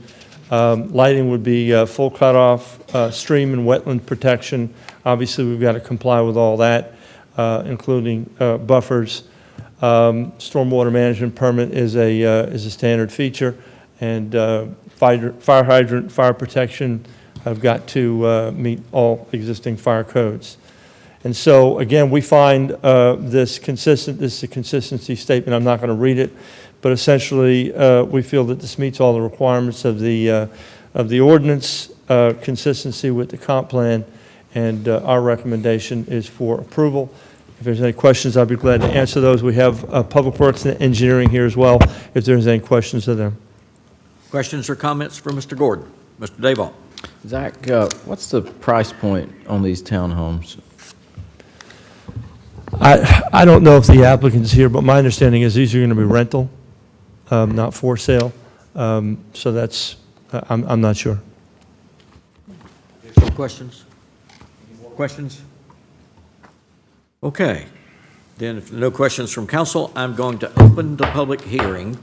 If anyone would like to come and speak on this issue and this issue only, please come now. If you will, please, we'd like for you to tell us your name and your address, please, and you will have 3 minutes.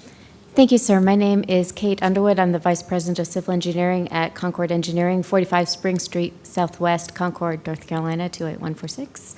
It's a pleasure to see you, sir, and thank you for giving me the opportunity to speak and to represent this project and these clients who are local residents here of your community. Happy to speak on Home Ownership Month, because as many of you are aware, one of the primary steps to home ownership is to rent a home. This development gives the opportunity to rent a home that is going to be high quality in a nice neighborhood, that's going to be operated by the owners that are going to be here, they're going to be local, and give that good step to home ownership here in your community. Teresa and Gary of Up and Development have been here for quite a while. As Zach mentioned, the property has been vacant. This is the opportunity to change that, increase your tax base, and add a nice product for your community that will support the development of your downtown. This is a high-quality product that we're looking at bringing to your community. We're looking at doing something that's going to look good and that's going to last the test of time. Because they're going to maintain ownership of this property, the idea here is that they're going to be building something that they can be proud of, so they can look their residents in the eye and say, yeah, we did a good job, and we know you're going to love living here. We've met with the neighborhood. We've met actually a couple times with members from the neighborhood. I don't know if any of them are here tonight, but we've addressed many of their concerns, and we hope to continue to do so through the process. We're looking at being good neighbors, and again, we're here, and so that's very important to us. I'm happy to answer any questions that you might have, and I look forward to seeing your thoughts on the development. Thank you very much. Are there any others who would like to present, make comments to? So if you will, please, sir, as you heard, name and address. Name and address, and I'm going to ask you, my name is Ed Dillon. I'm at Ed? 1819 Colony Drive. I have 3 lots on the left-hand side of the property that are adjacent to that. Can you go back to the, come on back. I want to see the layout with the. You want to see the actual layout of the site? Yep, right. All right, as you can see the layout of the site, at the bottom are where my properties are and a neighbor of mine that's here with me now. Now, you commented that there's going to be a 12-foot buffer. Where does that 12-foot buffer apply? Is that from my property line up? Ed, Mr. Dillon, let me let you ask all your questions, and then, if we can, we'll have Mr. Gordon respond to your we'll questions. do it that way. We don't want to have a debate at this point in Well, I'm time. not, We'd I'm like just- to hear what your concerns are, and then we'll make sure Mr. Gordon answers your concerns. All right, they're talking about a 12-foot buffer, which I assume goes from my property line. If you look at the property there, the green portion goes up beyond my property line about 40 feet, and then it calls for a 20-foot greenway with evergreens. Okay. All right, in the conversation that, in the presentation here a minute ago, it only talked about a 12-foot buffer. My question is it the 12-foot buffer, or is this what approved and going to be put in place? Okay. After you've finished your comments, we'll ask Mr. Gordon to come back up to the thing. When we close the public Well, hearing, that's we'll my get some comment. answers. Fine. I want to, after going through the neighborhood up the street from me, we have some problems up there. I'm okay with this, if that's what is approved and is going to be kept in place, instead of talking about just a 12-foot buffer. And they're talking about evergreens being put in place all the way across the property lines. I'm okay with that. Okay. If that's not the plan that's going to be, then I have some issues with that. Did you have any other? Thank you very much. Are there others who would like to come and speak at this time about this issue and this issue only? Okay. Seeing or hearing no one, I'm going to close the public hearing. Mr. Gordon, come back up. Help us understand what Mr. Dillon was asking about. Right, so. Is it really a 12-foot buffer, or is it buffer that contains all these evergreens that we're talking about? It's a 12-foot buffer, and again, I understand that the council does not normally review these and approve these, but the plan that goes with you, with this proposal, which is up on the screen, would be the plan that we would base our review on. And so the direct answer is what you see is what will be proposed. And I would just ask, Kate, come on up and clarify the design and plan. Thank you. Yes, just to clarify a little bit, in addition to the 12-foot buffer that is called out in the code, the section that is shaded on the right-hand side, that is natural preservation area, the hatched section underneath the green, which is required to be maintained undisturbed and is vegetated currently. That section will not be changed. In addition to that, the section of green strip beyond that hatched section, that is actually a vegetated buffer that's in addition to the natural preservation buffer that will be maintained. So you can grade within that area, but then it's required to be vegetated back. So in addition to just the simple landscape requirements for the peripheral buffers that we've talked about, there is an additional wetland preservation buffer and a vegetated buffer in addition to that. In addition to those items, I think that you'll see in one of the conditions, there is a visual screening requirement that are in the conditions that you have in your packets that we have discussed with Gretchen, we have agreed to, that provide an opaque visual screen between this property and Mr. Dellon's property that we have agreed to, and it is in those conditions. And that would be the person that would say, yes, that visual screening has been obtained per the agreement would be a member from the planning staff. Okay. Thank you very much. Are there others who would like to come back and speak, or would like to come and speak, or ask questions at this point in time? I've already closed the hearing, but I want to make sure that we give everybody a chance since there's some questions about it. Now, back to you, Mr. Davall. Zach, the traffic volume and impact that this would have on Frederick Avenue, is that existing street suitable, or is it going to need improvement up? Because that one picture looked pretty. Right. I'm going to ask either Wilmer or Tim to come up and address that one.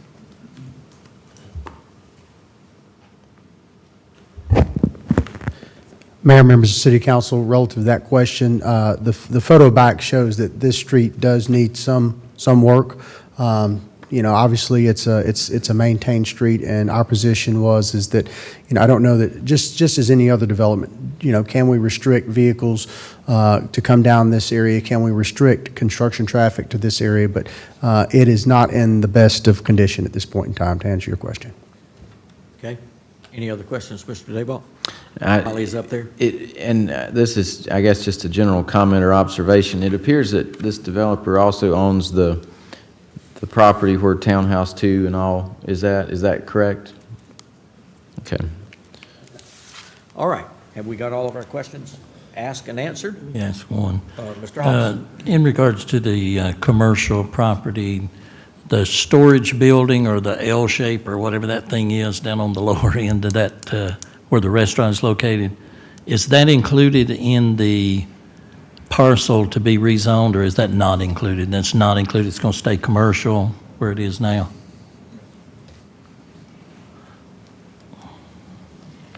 Sir, that portion has been cut out of this parcel, so it is part of the commercial piece, and it is to remain in the commercial piece. So it's not going to actually be a part of this development, you're saying? No, sir. Okay. And I'm assuming there's going to be this landscape buffer that, because right now you can drive through the parking lot and that's your overflow parking, right, for the restaurant. It's where these townhomes are going to be built. So I'm assuming this buffer is going to stop your ability to access that property from the parking lot itself? Yes, sir. There is no direct pass-through to the townhome property from the commercial property, and there is the required landscape buffer there, which will prohibit any kind of vehicular flow there. So you lose all the utility trucks and the fire department and everybody that eats down there that week, because they'll have nowhere to park now, since you've taken that away from them. No, no, sir. We're going to make sure that there's sufficient Are you parking going to at the deliver to the townhouse. fire department then, right? That's up to the client, sir. Thank you very much. Okay, any other questions? I see you're here none at this point in time, so, all right. We've held a public hearing. We've heard all the comments. Is there a motion to adopt the statement of consistency? Go for it. Who, me? Yeah. I'll make a motion to adopt the statement of consistency, but before I do, okay. No, I've already made it now. You've already made the motion. This is kind of rezoning I don't like. Okay, and the reason I don't like it is the developer has a use for their property. It's a suitable use for the property as they have it planned. It's not out of line with the request, but it creates some concern for the commercial, which you own as well, that's just rented to someone. But, you know, to me, it's like, do you want to vote on the letter of the law or the spirit of the law? The spirit of the law tells me to be neighborly. I think you said you wanted to be neighborly in what you were doing, because sometimes when you make a rezoning that is probably the best and highest use of that property that is there, I want to be neighborly too to the surrounding parcels and be a good neighbor. So, you know, it's like when you have to make a decision, are you going to choose the letter of the law, which makes it suitable, or the spirit of the law that has some concern? So that's why I'm saying I'll vote for the consistency. I'll think about whether I'm going to vote for the letter or the spirit when we actually vote. Okay. Hold on. I think I heard there is a motion to adopt a statement of consistency. And then he added a lot of other comments along the way. Yeah, it But came there there was. somewhere. Would you like for me to have that clarified, Mr. Council? Made the motion or not. I did. Okay. Is there a second somewhere? Second. Mr. Wilson with the second. Comments or questions? All in favor of adopting the statement of consistency, raise your hand, please. That's unanimous. What? All opposed? Oh, I'm sorry, I didn't see your hand. And that's unanimous. Thank you. All right. Is there a motion to adopt the resolution to zone? Just for clarity, Mr. Mayor, it is the resolution to zone with the conditions that are in the staff report. Yes. You heard that clarification. I'll make a motion to adopt a resolution to zone for CZ 2019-02 with the conditions that are listed in the staff report. All right. Is there a second? Second. Ms. Berry with the second. Comments or questions? All those in favor, raise your hand, please. All those opposed? I'm going with the letter of the law. Okay, that's unanimous too. Boy, we made that tough on ourselves. All right, Mr. Gordon, I think you got another one for us. A text amendment. Yes. Item E.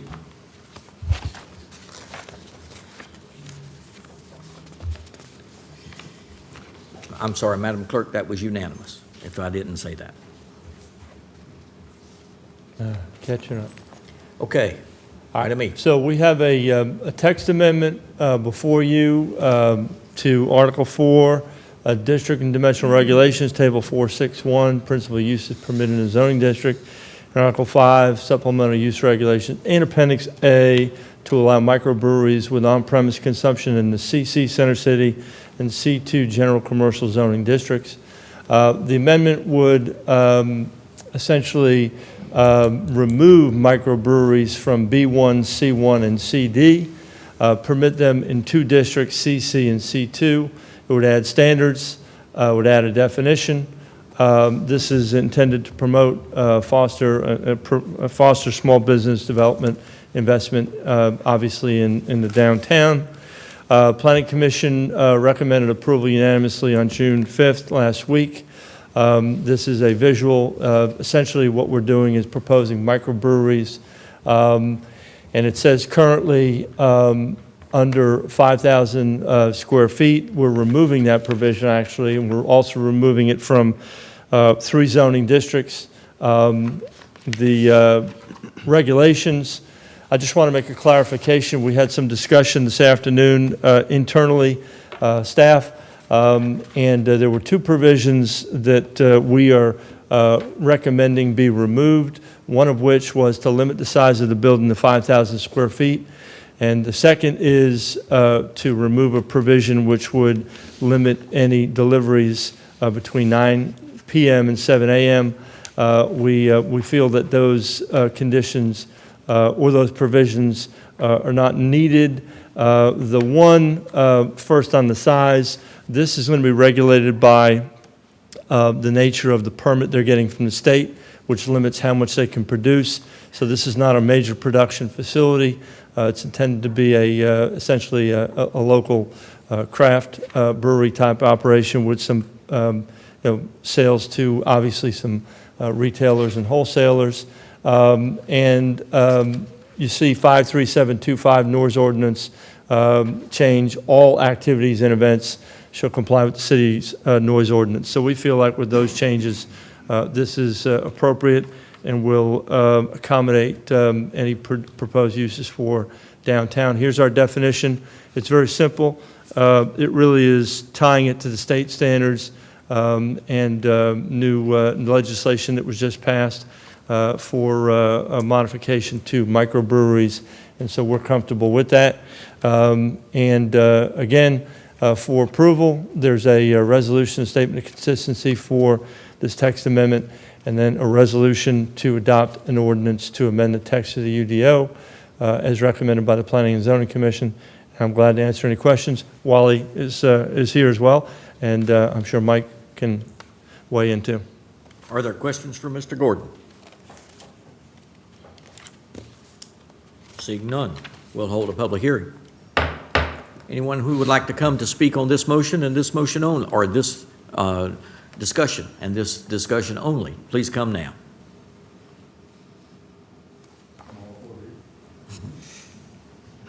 All right.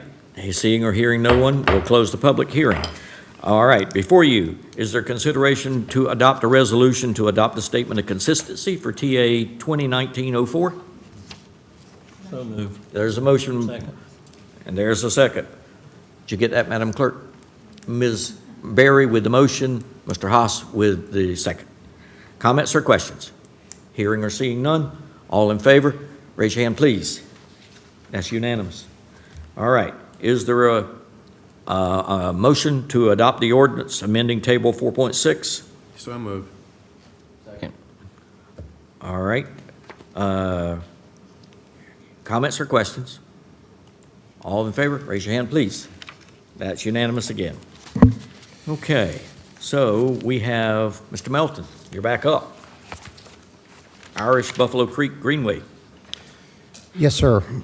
Mayor, members of the council, before you tonight is a request of award of the Irish Buffalo Creek Greenway. As you might remember, this will connect Vietnam Veterans Park at Orphanage Road and all the way up 2.7 miles to Rogers Lake Road Greenway.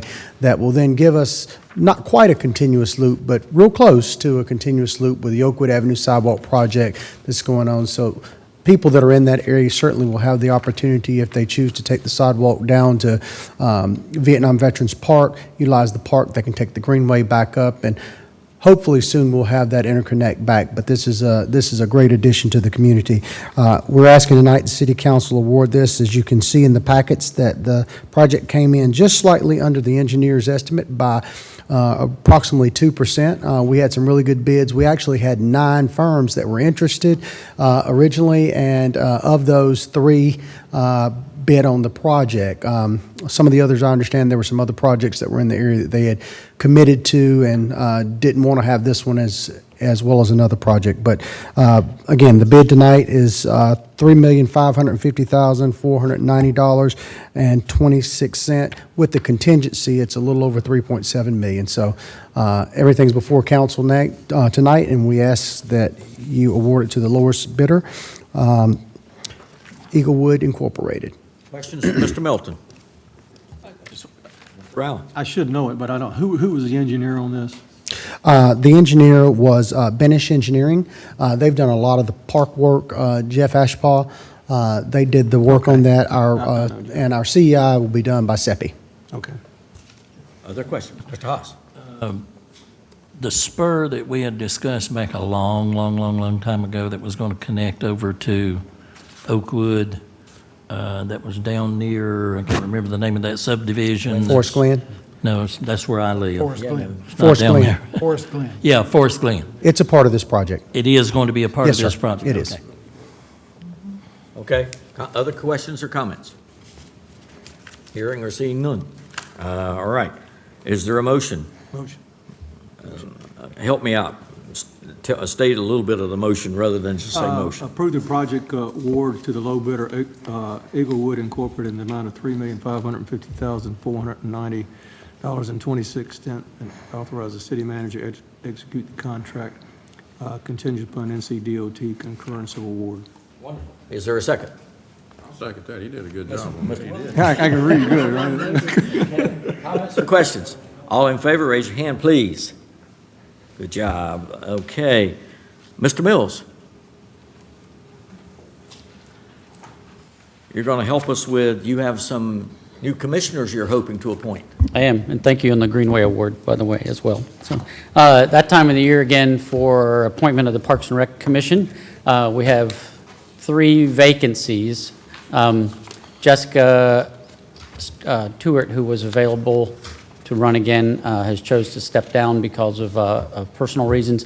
1 vacancy was vacated earlier this year because we hired him to be one of our staff. And then Buddy Amerson, who was our previous chair, his numbers of terms ran out and could not be reappointed, so we have 3 vacancies. The Parks and Recreation Commission reviewed the available applications that they had, made the recommendations to appoint Mike Whitney, Eric Purvis, and Antoine Nelson to the Parks and Rec Commission. And you have all the applicants available in your packet, if you see it. Comments or questions of Mr. Mills? Hearing or seeing none. Is there a motion?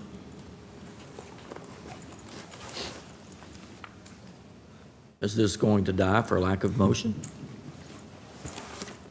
I'll so move, Mayor. So we are moving to appoint Whitney, Purvis, and Nelson? Correct. Okay, is there a second? Mr. Rowell with the second. Comments or questions? All in favor? Say aye. Opposed? That's unanimous too. Okay, all right. Thank you very much, Mr. Mills. City Manager's report. So everything, Mayor. City Council comments. Mr. Haas, can you get us into closed session?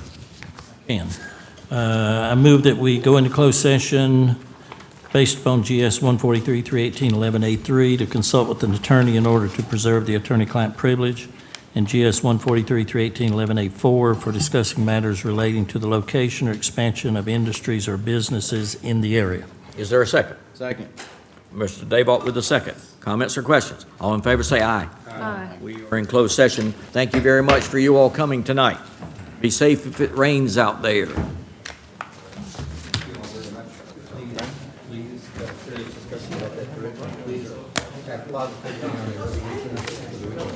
How you doing? Thank you very much. Thank you very much. See you, Bob. But they are us. Thank you, Grant. Hi, how are you, sir? Good to see you. Good to see you, buddy. Oh, thank you. I appreciate it. Just put it